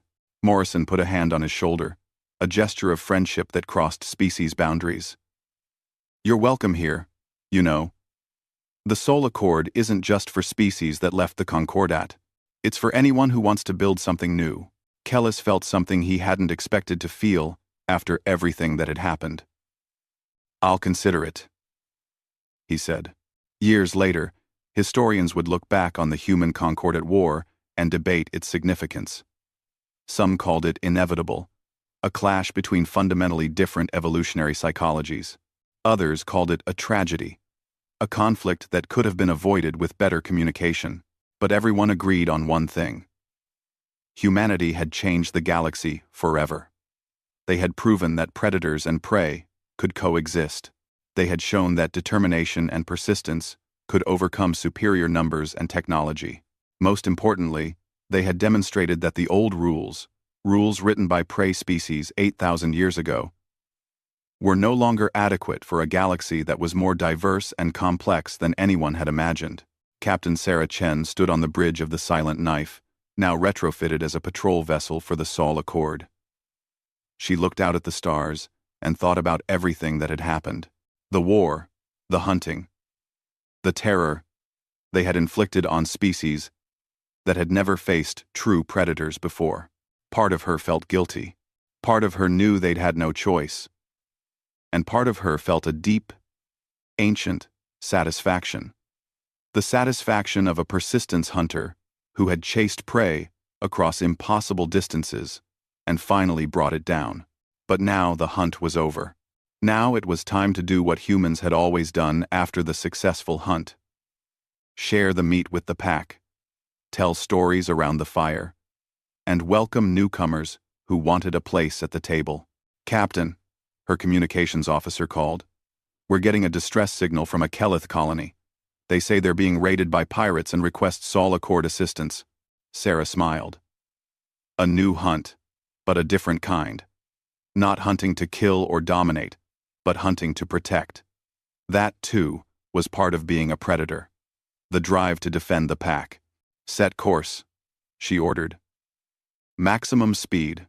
The silent knife turned toward the Kelith colony, and Sarah felt that old familiar feeling. The focus, the determination, the absolute certainty that she would not stop until the job was done. Because humans were hunters. That would never change. But they had proven something the galaxy needed to learn. Hunters could choose what they hunted. They could hunt threats instead of innocence. They could hunt injustice instead of the weak. They could hunt problems instead of prey. The Concordat had given them one last warning. Submit or face extinction. Humanity had demonstrated that they were always the hunters. And now, the whole galaxy was learning what it meant to have hunters on their side instead of stalking them from the darkness. The age of the Concordat was over. The age of the hunters had begun. And paradoxically, the galaxy was safer for it. The message arrived on a quiet Tuesday morning. It came not through normal channels but as a direct transmission to Earth's Galactic Embassy, a small glass-domed building that had stood in Geneva for only 12 years, since humanity's first contact with the stars. Captain Thomas Reed was drinking his morning coffee when the alert lit up his comm device. As Earth's military liaison to alien species, he had seen many urgent messages. This one was different. Emergency Council meeting. Earth delegation required immediately. Transport arriving in 3 hours. Reed set down his cup, the dark liquid, rippling. He touched the comm panel on his wrist. "Get me Anna Wilson, now." 30 minutes later, Anna stared at the message displayed on the screen in Reed's office. Her dark hair was pulled back in a neat bun, and despite the early summons, her diplomatic uniform was perfectly pressed. "They've never called an emergency meeting before," she said quietly. "The council is usually slow and careful about everything." Reed nodded, his weathered face solemn. "Something big is happening out there." They used the remaining hours to prepare, gathering data tablets and packing small bags. When the council ship arrived, a sleek, silver craft that hummed rather than roared, they were ready. The journey to the Galactic Council station took only 12 hours. Human ships would have needed weeks to travel the same distance. Reed and Anna spent the time reviewing protocols and trying to guess what emergency could have prompted the summons. "Maybe they've found a new species," Anna suggested. Reed shook his head. "They don't call emergencies for that. This is something worse." The ship slowed as they approached a massive structure floating in space, the Galactic Council Station. It looked like a giant metal flower with 12 huge petals extending from a central hub. Each petal represented one of the founding species. Of the Council, daughter Earth, being a new addition, had only a small section near the outer rim. As they docked, a tall, blue-skinned alien met them at the airlock. This was Telnar, their usual guide at the station. "Representatives of Earth," Telnar said, bowing slightly. "The council awaits in the Grand Chamber. Please follow quickly." Reed noticed something unusual. Telnar wouldn't meet their eyes. The alien's four-fingered hands trembled slightly. "What's happening, Telnar?" Anna asked as they hurried through the curved hallways. "It is not my place to say," Telnar replied, looking straight ahead. "The council will explain everything." They reached the Grand Chamber, a huge circular room with a domed ceiling showing the stars outside. 12 massive chairs formed a circle for the council members, with smaller seats behind them for advisors. Earth's temporary spot was a simple bench near the door. All 12 council members were present, their varied forms, some humanoid, some anything but. All turned toward the center of the room. There, a hologram showed a dark, swirling mass moving through space. The head of the council, a tall, thin being named Vorax, turned as the humans entered. His skin shimmered with patterns of light that indicated his emotional state. Right now, those patterns moved quickly, showing stress. Earth representatives, Vorax announced. You have been summoned to receive vital information. Reed and Anna took their seats as Vorax gestured to the hologram. This is what we call the Void, he explained. It is a destructive force that appears every few thousand years in our galaxy. It consumes energy, matter, even light itself. Nothing we know can stop it. Anna leaned forward. Why are you telling us this now? Another council member, Growl, a rock-like being from a heavy-gravity world, spoke up. Because the Void has changed direction. Our scientists have calculated its new path. With a wave of Vorax's hand, the hologram changed to show a map of star systems. A red line cut through them, ending at a familiar blue planet. Earth, Reed whispered. Yes, Vorax confirmed. The Void will reach your solar system in approximately 6 months. And then what? Anna asked, her voice sharp. What happens to Earth? The council members exchanged glances. Finally, Vorax spoke again. Based on previous encounters, your planet will be consumed. Silence fell over the room. Reed felt a cold weight settle in his stomach. What help can the council provide? Anna asked. Evacuation ships? Defensive technology? Another uncomfortable silence followed. Then Vorax's skin patterns shifted to a deep blue. The council has voted, he said slowly. By a count of 9 to 3, we have decided that our resources must be preserved for worlds that have a better chance of survival. Reed stood up. What exactly does that mean? Growl answered, his voice like grinding stones. It means that the Council will not provide assistance to Earth. Your world sits in a position that will give other systems valuable time to prepare as the Void is occupied with your solar system. You're using us as a shield, Reed said, his voice dangerously quiet. You're sacrificing Earth to save yourselves. This decision was not made lightly, Vorax insisted, but the math is clear. One world versus many. The Council must think of the greater good. Anna's diplomatic training barely contained her anger. Earth joined this council in good faith. We've shared our technology, our resources, and now when we face extinction, you turn your backs? We understand your disappointment, said another member, a floating gas-filled being named Zuri. But the decision is final. The council has spoken. Reed's hand moved to where his weapon would normally be, but council rules forbade arms in the eye chamber. So that's it? You called us here just to tell us we're doomed and you won't help? You deserve to know the truth, Vorax said, and to have time to prepare your people in whatever way you see fit. Anna stood now too. This isn't over. Humanity has faced extinction before. We've beaten the odds more times than you know. Laudable spirit, Vorax said with what seemed like genuine sadness. But the Void cannot be defeated. It is a force of nature, not an enemy that can be outsmarted or outfought. Guards appeared at the door, a clear signal that the meeting was over. As Reed and Anna were escorted out, a stocky, furry being hurried up beside them in the hallway. This was Crawl, a lower-ranking representative from one of the newer council species. I have only a moment, he whispered, pressing a small data chip into Anna's hand. Not all of us agree with the council's decision. This contains everything. We know about the Void. Perhaps your people will see something we missed. Before they could thank him, Crawl disappeared down a side corridor. In the shuttle back to Earth, Reed stared out at the stars while Anna examined the data chip. They've given up on us, Reed said bitterly. Anna looked up from the chip. Yes, but we're not going to give up on ourselves. Reed turned to her, seeing the determination in her eyes. The Galactic Council has made their choice, she said. Now, humanity will make ours. Reed nodded slowly. his jaw set firmly. They think they know what humans do when backed into a corner. They have no idea, Anna replied. As their ship accelerated toward Earth, they began planning how to tell their world that the stars had turned against them, and how humanity would refuse to accept that verdict. The council ship dropped Reed and Anna back at Earth's galactic embassy under the cover of night.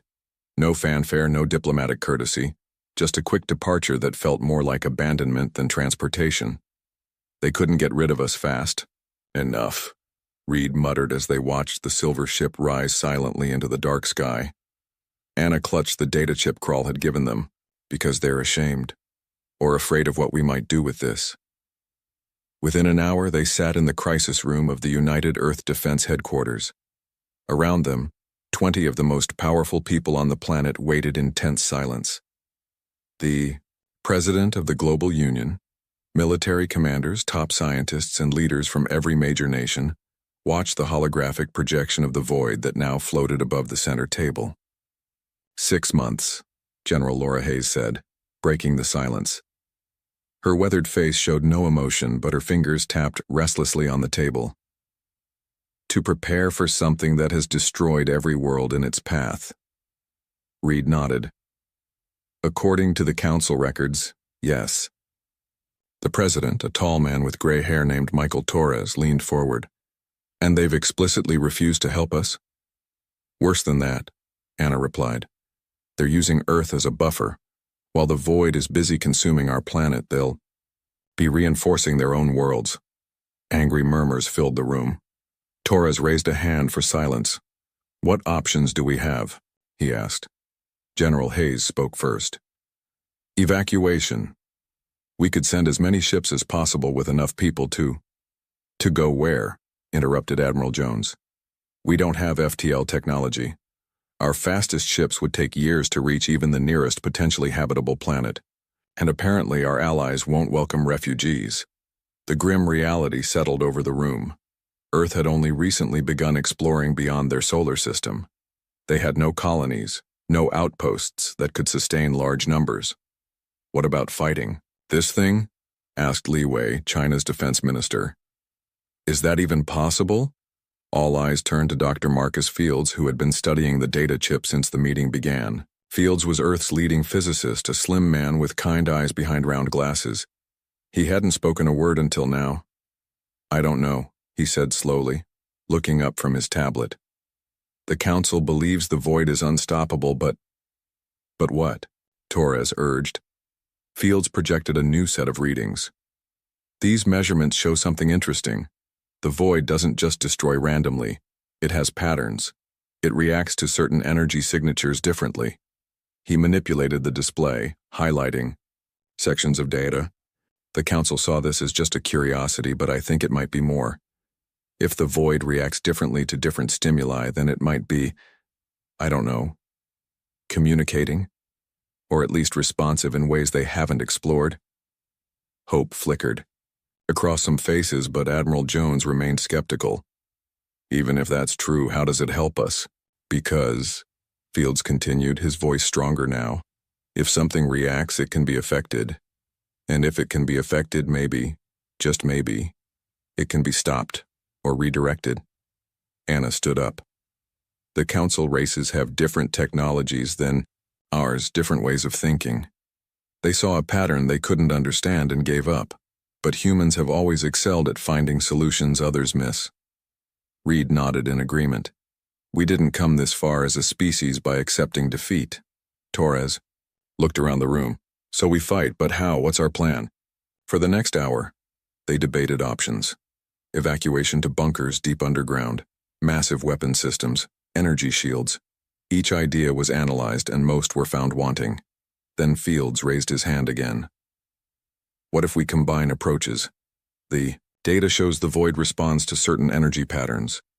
What if we create a global network of transmitters that could project a unified field? Not to destroy it, but to communicate with it, or at least disrupt its normal behavior. You want to talk to a cosmic death cloud? General Hayes asked incredulously. Not exactly, Fields replied. But I think we could create energy patterns that might change how it interacts with our planet. It's better than doing nothing. Torres stood up. Dr. Fields, I want you to lead a research team. General Hayes, begin preparations for the worst? Case, underground shelters, food stores, everything we would need to rebuild if the worst happens. Minister Lee, coordinate with other nations on a global defense grid based on Dr. Fields' specifications. He looked around the room. We have 6 months to prepare, and we'll use every minute. We are not giving up. As the meeting broke up, Anna received an urgent message on her comm device. Her face paled as she read it. What is it? Reed asked. The Council has just announced a quarantine of the entire Sol system, she said. No ships in or out. They claim it's to prevent panic and contain the aftermath. Reed's jaw tightened. They're making sure we can't escape. They want the void to finish us off completely. There's more, Anna said. Sources say they're also concerned about contamination if any human ships try to reach Council worlds. They're calling our resistance plan dangerous and irresponsible. Because they're afraid, said a voice behind them. It was Dr. Fields. They're afraid we might actually succeed where they failed. The three looked at each other, a silent understanding passing between them. 2 days later, President Torres addressed the world. He stood alone on a simple stage, the blue and green Earth flag behind him. Billions watched as he explained the threat and the Council's betrayal. Rather than causing panic, his words had a surprising effect. Around the world, old enemies set aside differences. Resources were pooled. Scientists shared findings that had been closely guarded secrets. Within a week, construction began on what was now called Project Defiance, a massive global network of transmission towers designed to Fields' specifications. In orbit, the small fleet of Earth's Space Force prepared defensive positions, knowing they stood no chance against the void, but refusing to yield without a fight. Underground, enormous shelters were expanded and stocked, not in defeat, but as insurance, humanity's determination to survive no matter what. Reed stood on the roof of the defense headquarters one evening, watching crews working through the night on a nearby transmission tower. Anna joined him, handing him a cup of coffee. We just intercepted a Council transmission, she said. They're sending observers to watch from a safe distance. They want to study the void's consumption of Earth for scientific purposes. Reed's hand tightened around the cup. Let them watch. They'll see something they never expected. What's that? Reed looked up at the stars, his eyes finding the point where, according to Fields' calculations, the void would first appear in Earth's sky. They'll see that when humanity is pushed to the edge, we don't step back. We push forward. As night deepened around them, the lights of Project Defiance sparked to life across the city, a defiant answer to the darkness approaching from the stars. 3 months had passed since Earth learned of the coming void. 3 months of nonstop work, of sleepless nights and desperate innovation.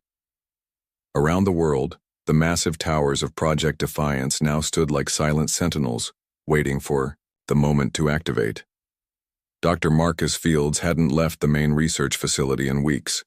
His office walls were covered with equations and diagrams, the floor littered with empty coffee cups. When Reed entered, he found the scientist staring at a holographic model of the void. Any progress? Reed asked. Fields rubbed his tired eyes. Some, but not enough. He gestured to the swirling dark mass in the hologram. We've run 1,000 simulations. Our transmission network can definitely affect the void's outer layers, but the effect is temporary. It just adapts. Reed picked up a tablet showing the latest test results. So we're back to square one? Not exactly. Fields pointed to a new addition to his team, a young engineer named Olivia Chen who was working at a nearby station. Olivia had an idea that might change everything. Chen looked up from her workstation. Unlike Fields, whose disheveled appearance showed the strain of their work, Chen had a calm focus about her. Her hands moved confidently over the controls as she adjusted parameters in her simulation. Captain Reed, she acknowledged with a nod. I've been studying the energy patterns the void emits when it encounters different types of matter. She brought up a new display. Everyone has been trying to push against the void, to block it or destroy it. But what if that's exactly the wrong approach? Reed frowned. What do you mean? The void absorbs energy, right? But I noticed something in the council data that no one else caught. Chen highlighted a section of the readouts. When the void encountered a particular type of radiation from a dying star 2 centuries ago, it didn't just absorb it, it resonated with it. Almost like it was singing back, Fields finished, a new energy in his voice. Chen nodded. Exactly. What if the void isn't just a destructive force? What if it's trying to communicate in some way we don't understand?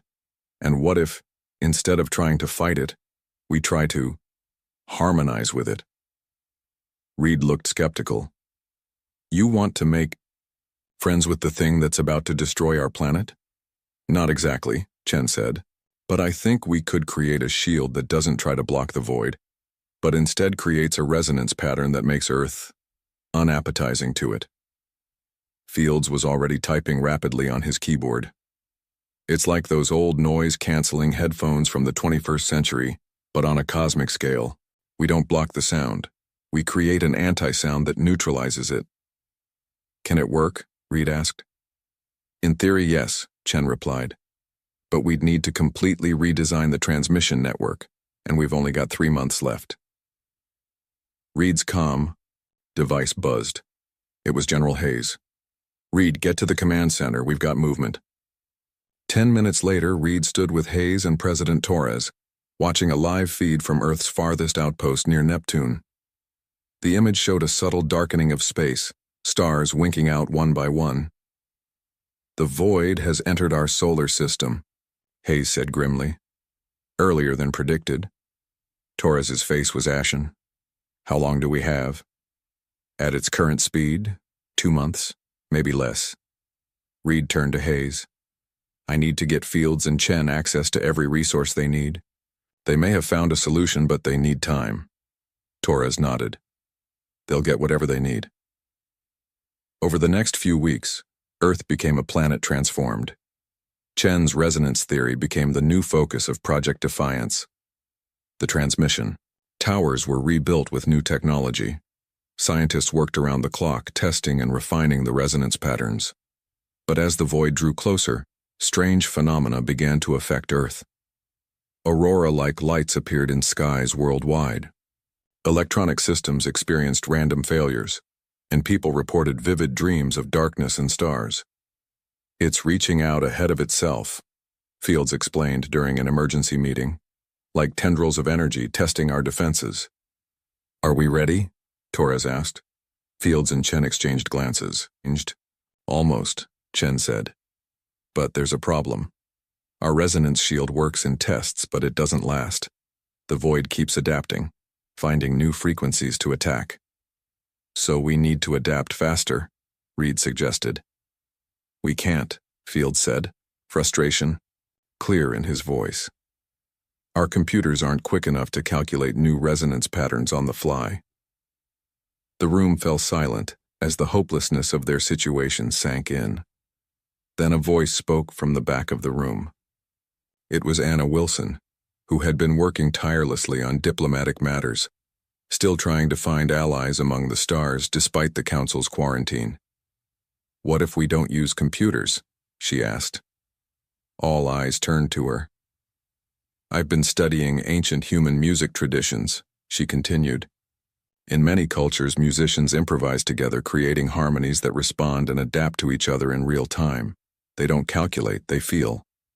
Fields started to dismiss the idea, then stopped. You're suggesting we improvise against the void? I'm suggesting we add a human element to the shield, Anna clarified. Set up the transmission network to be partially guided by human intuition, not just computer algorithms. Chen's eyes widened. It could work. If we created an interface that allowed human operators to play the shield like an instrument, responding in real time to the void's changes.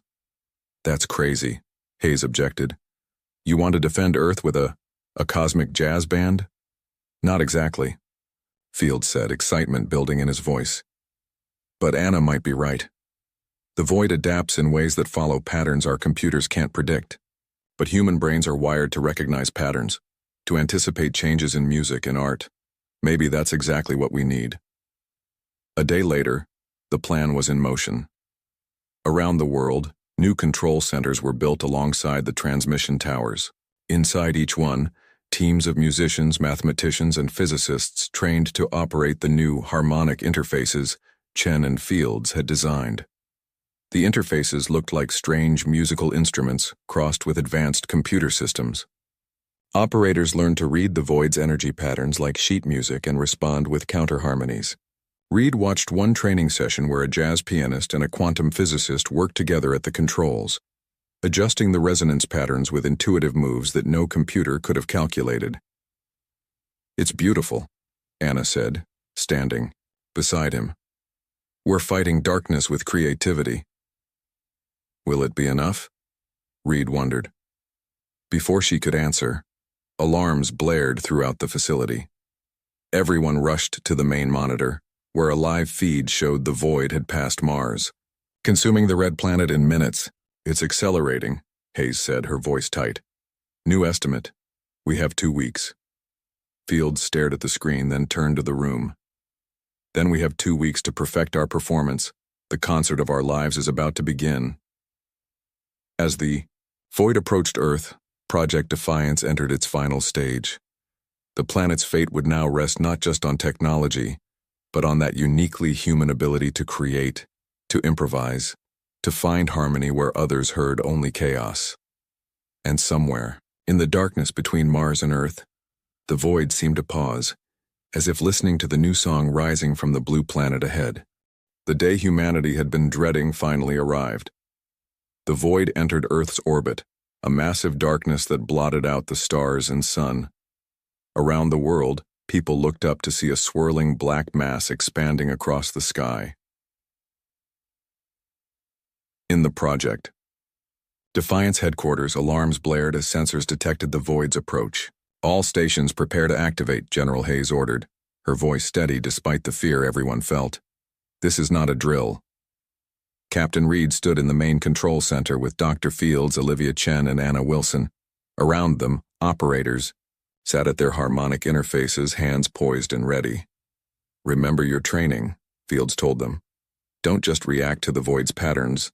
Anticipate them. Feel the rhythm of its changes." President Torres entered the room, his face solemn. "The world is watching. Good luck to us all."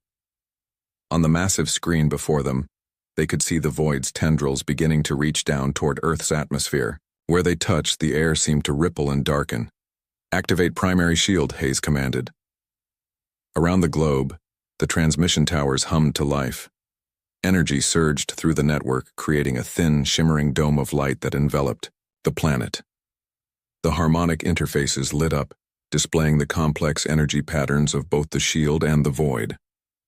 For a moment, hope flared as the shield held. The void's tendrils stopped at the barrier, seeming to test it. Then, without warning, the tendrils changed frequency. They pulsed with new energy that sliced through the shield in multiple places. "Shield breach in sectors 3, 7, and 12, shouted a technician. Fields rushed to a console. "It's adapting faster than we expected. Operators shift to pattern beta." The harmonic interface operators adjusted their controls, their fingers dancing across panels as if playing instruments. The shield flickered, strengthened, and sealed the breaches, but the victory was short-lived. The void pulsed again, this time with a completely different pattern. More breaches appeared. "We can't keep up," Chen said, her calm demeanor finally cracking. "It's changing too quickly." Reed watched the battle unfold, feeling helpless. Then he noticed something odd. "Look at the pattern," he said, pointing to the main display. "It's not random. The void is focusing its attacks on specific points." Field studied the display. "You're right, but why those points?" Anna stepped forward, her eyes widening. "Those are our major cities. Somehow it knows where our population centers are. It's intelligent," Chen whispered. "Not just reactive, actually intelligent." Hayes looked grim. "If it's targeting our cities, we need to evacuate. No, Fields interrupted. That's not it. Look closer. He highlighted patterns on the screen.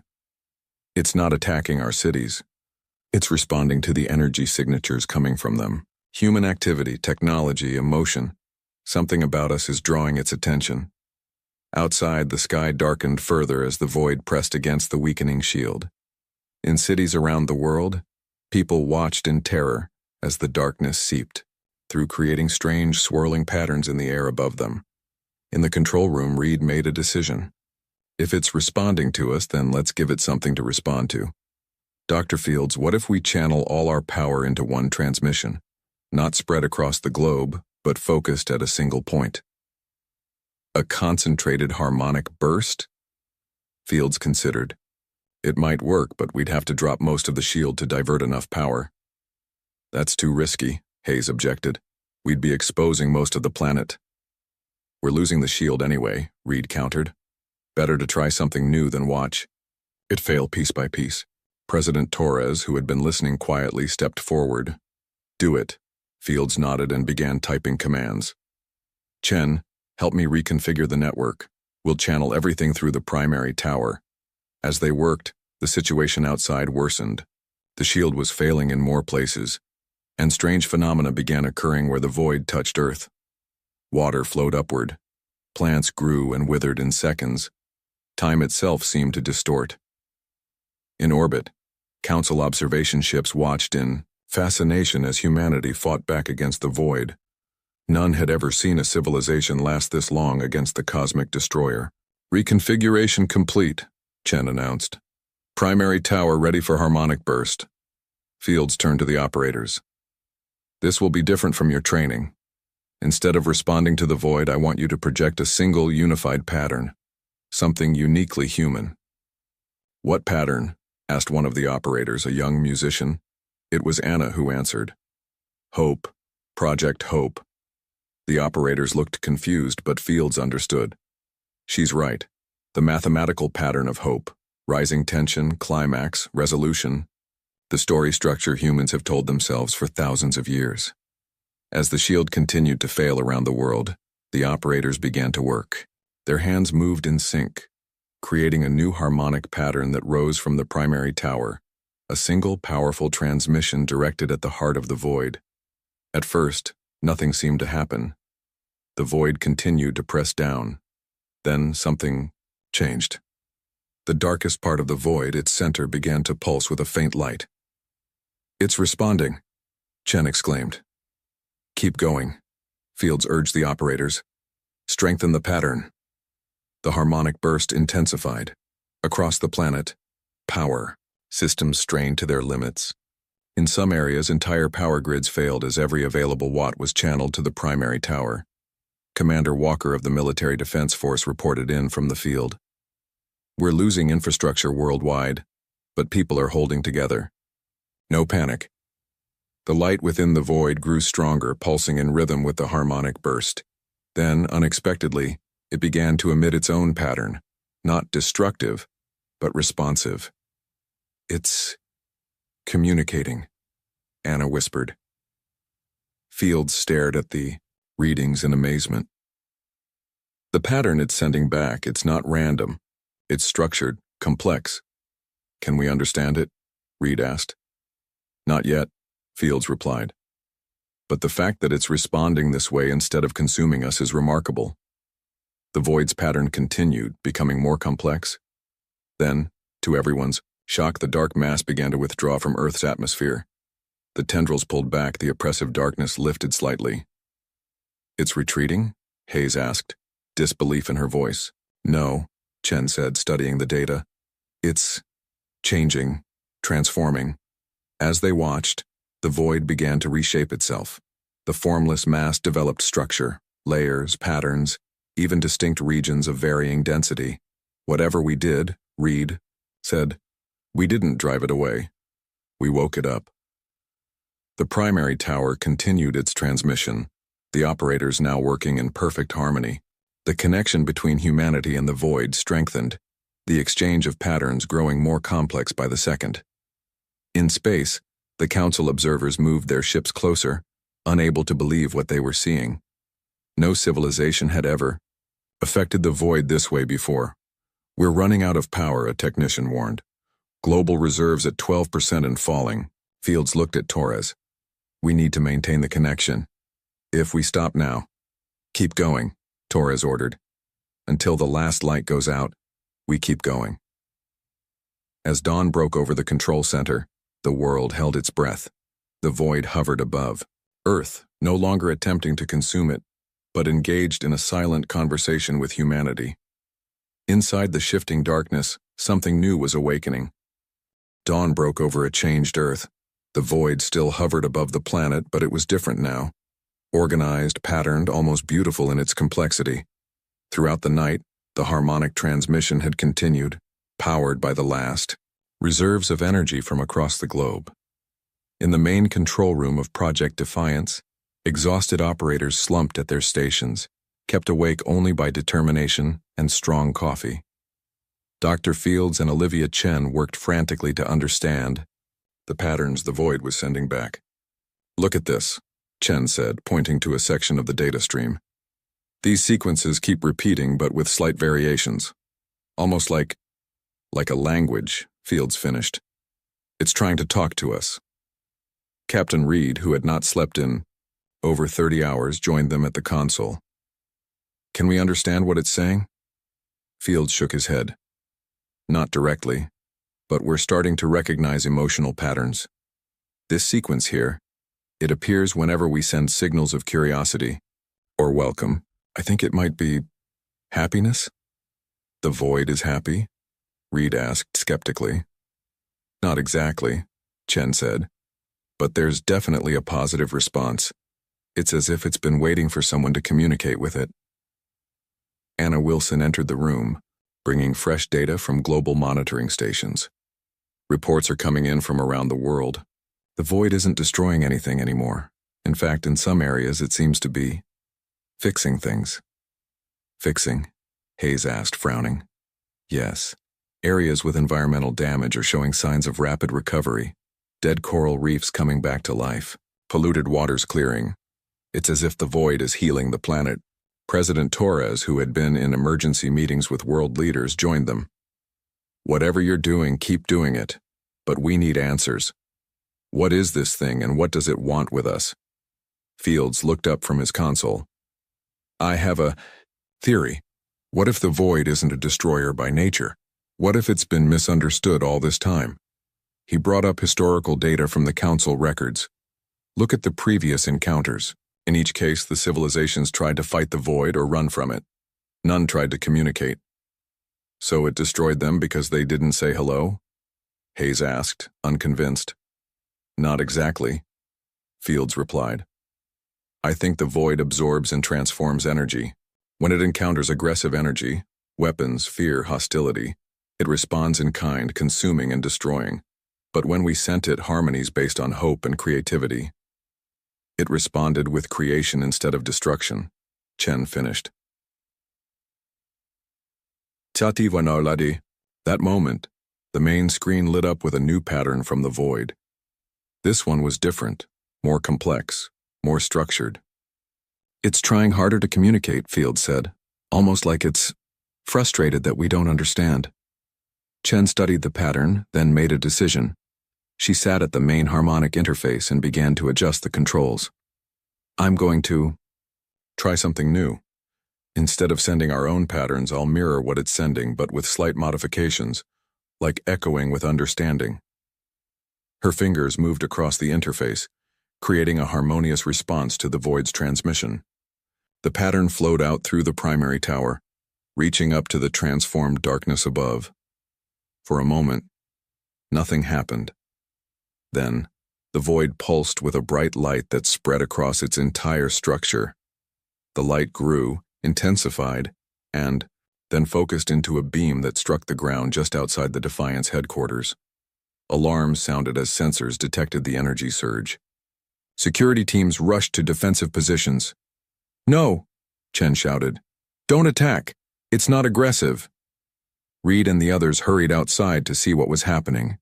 Where the light touched the ground, reality itself seemed to bend and shift.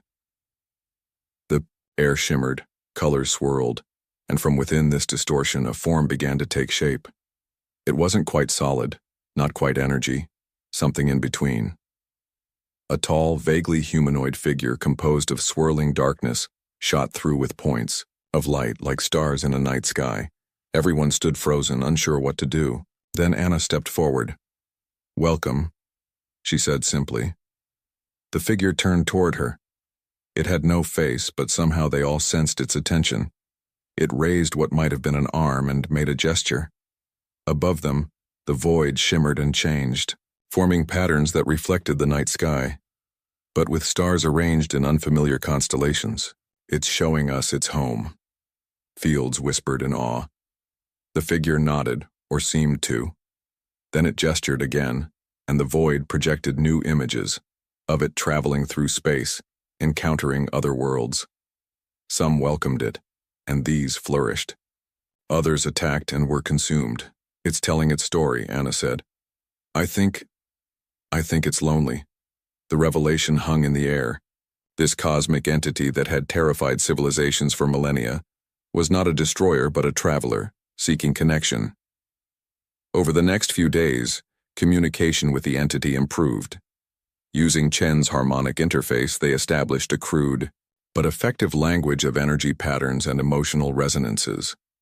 The entity, which they now called the Traveler, shared its knowledge, and humanity shared theirs. They learned that the Traveler was ancient beyond comprehension, one of many cosmic entities that drifted between galaxies. It didn't experience time or physical reality as humans did. What seemed like destruction to others was, to it, a form of communion. It absorbed energy to learn and understand. When civilizations attacked it with weapons, Fields explained to the Global Council of Leaders, it absorbed that aggressive energy and reflected it back, causing destruction. But when we reached out with harmony and hope, it wanted to connect. Torres finished. A week after first contact, ships appeared at the edge of the solar system, council vessels, approaching cautiously. They had been watching from a distance, and now could no longer resist coming closer to observe the impossible. The main council ship sent a transmission to Earth. On the screen appeared Vorex, the council leader, his skin patterns showing confusion and disbelief. "How is this possible?" he asked without preamble. "The void should have consumed your world days ago," Torres answered calmly. "The entity you call the void, which we now know as the Traveler, was never your enemy. It was simply misunderstood." "Impossible," said another council member. "We have records of it destroying countless worlds." "Because they tried to destroy it first," Reed countered, "just as you advised us to do." Beside Torres stood the shimmering form of the Traveler, now able to maintain a more stable manifestation. It raised its starry arm and projected images of the council worlds, showing peaceful alternatives to their defensive postures. Vorex stared in astonishment. "It wishes to communicate with us as well?" "It wishes to communicate with everyone," Anna explained. "That's all it ever wanted. Connection, not destruction." In the months that followed, Earth became the center of a new galactic understanding. The Traveler remained in orbit, sharing knowledge that advanced human science by centuries in weeks. Energy became limitless. Disease began to be conquered. Environmental damage was reversed. And the quarantine the Council had placed on Earth was not just lifted but replaced by a steady stream of diplomatic and scientific missions from across the galaxy, all eager to learn from the humans who had done the impossible. At a ceremony marking Earth's new position on the Council, not as a junior member but as an equal partner, Reed stood with Anna, Fields, and Chen watching representatives from 100 worlds mingle with humans. "Not bad for a species that was supposed to be extinct," Reed commented. Anna smiled. "The Council thought they knew what would happen when they turned their backs on us." "They didn't understand humans very well," Fields said. "No," Chen agreed, looking up at the transformed Traveler that now shimmered like a second moon in Earth's sky. "But more importantly, they didn't understand that sometimes the greatest discoveries come not from fighting the unknown, but from reaching out to it." As night fell over the celebration, The stars seemed brighter than before. Among them, if one looked carefully, were the subtle patterns of other travelers, curious now about the small blue world that had welcomed one of their kind. Humanity had refused to accept its fate, and in doing so, had changed the fate of the galaxy.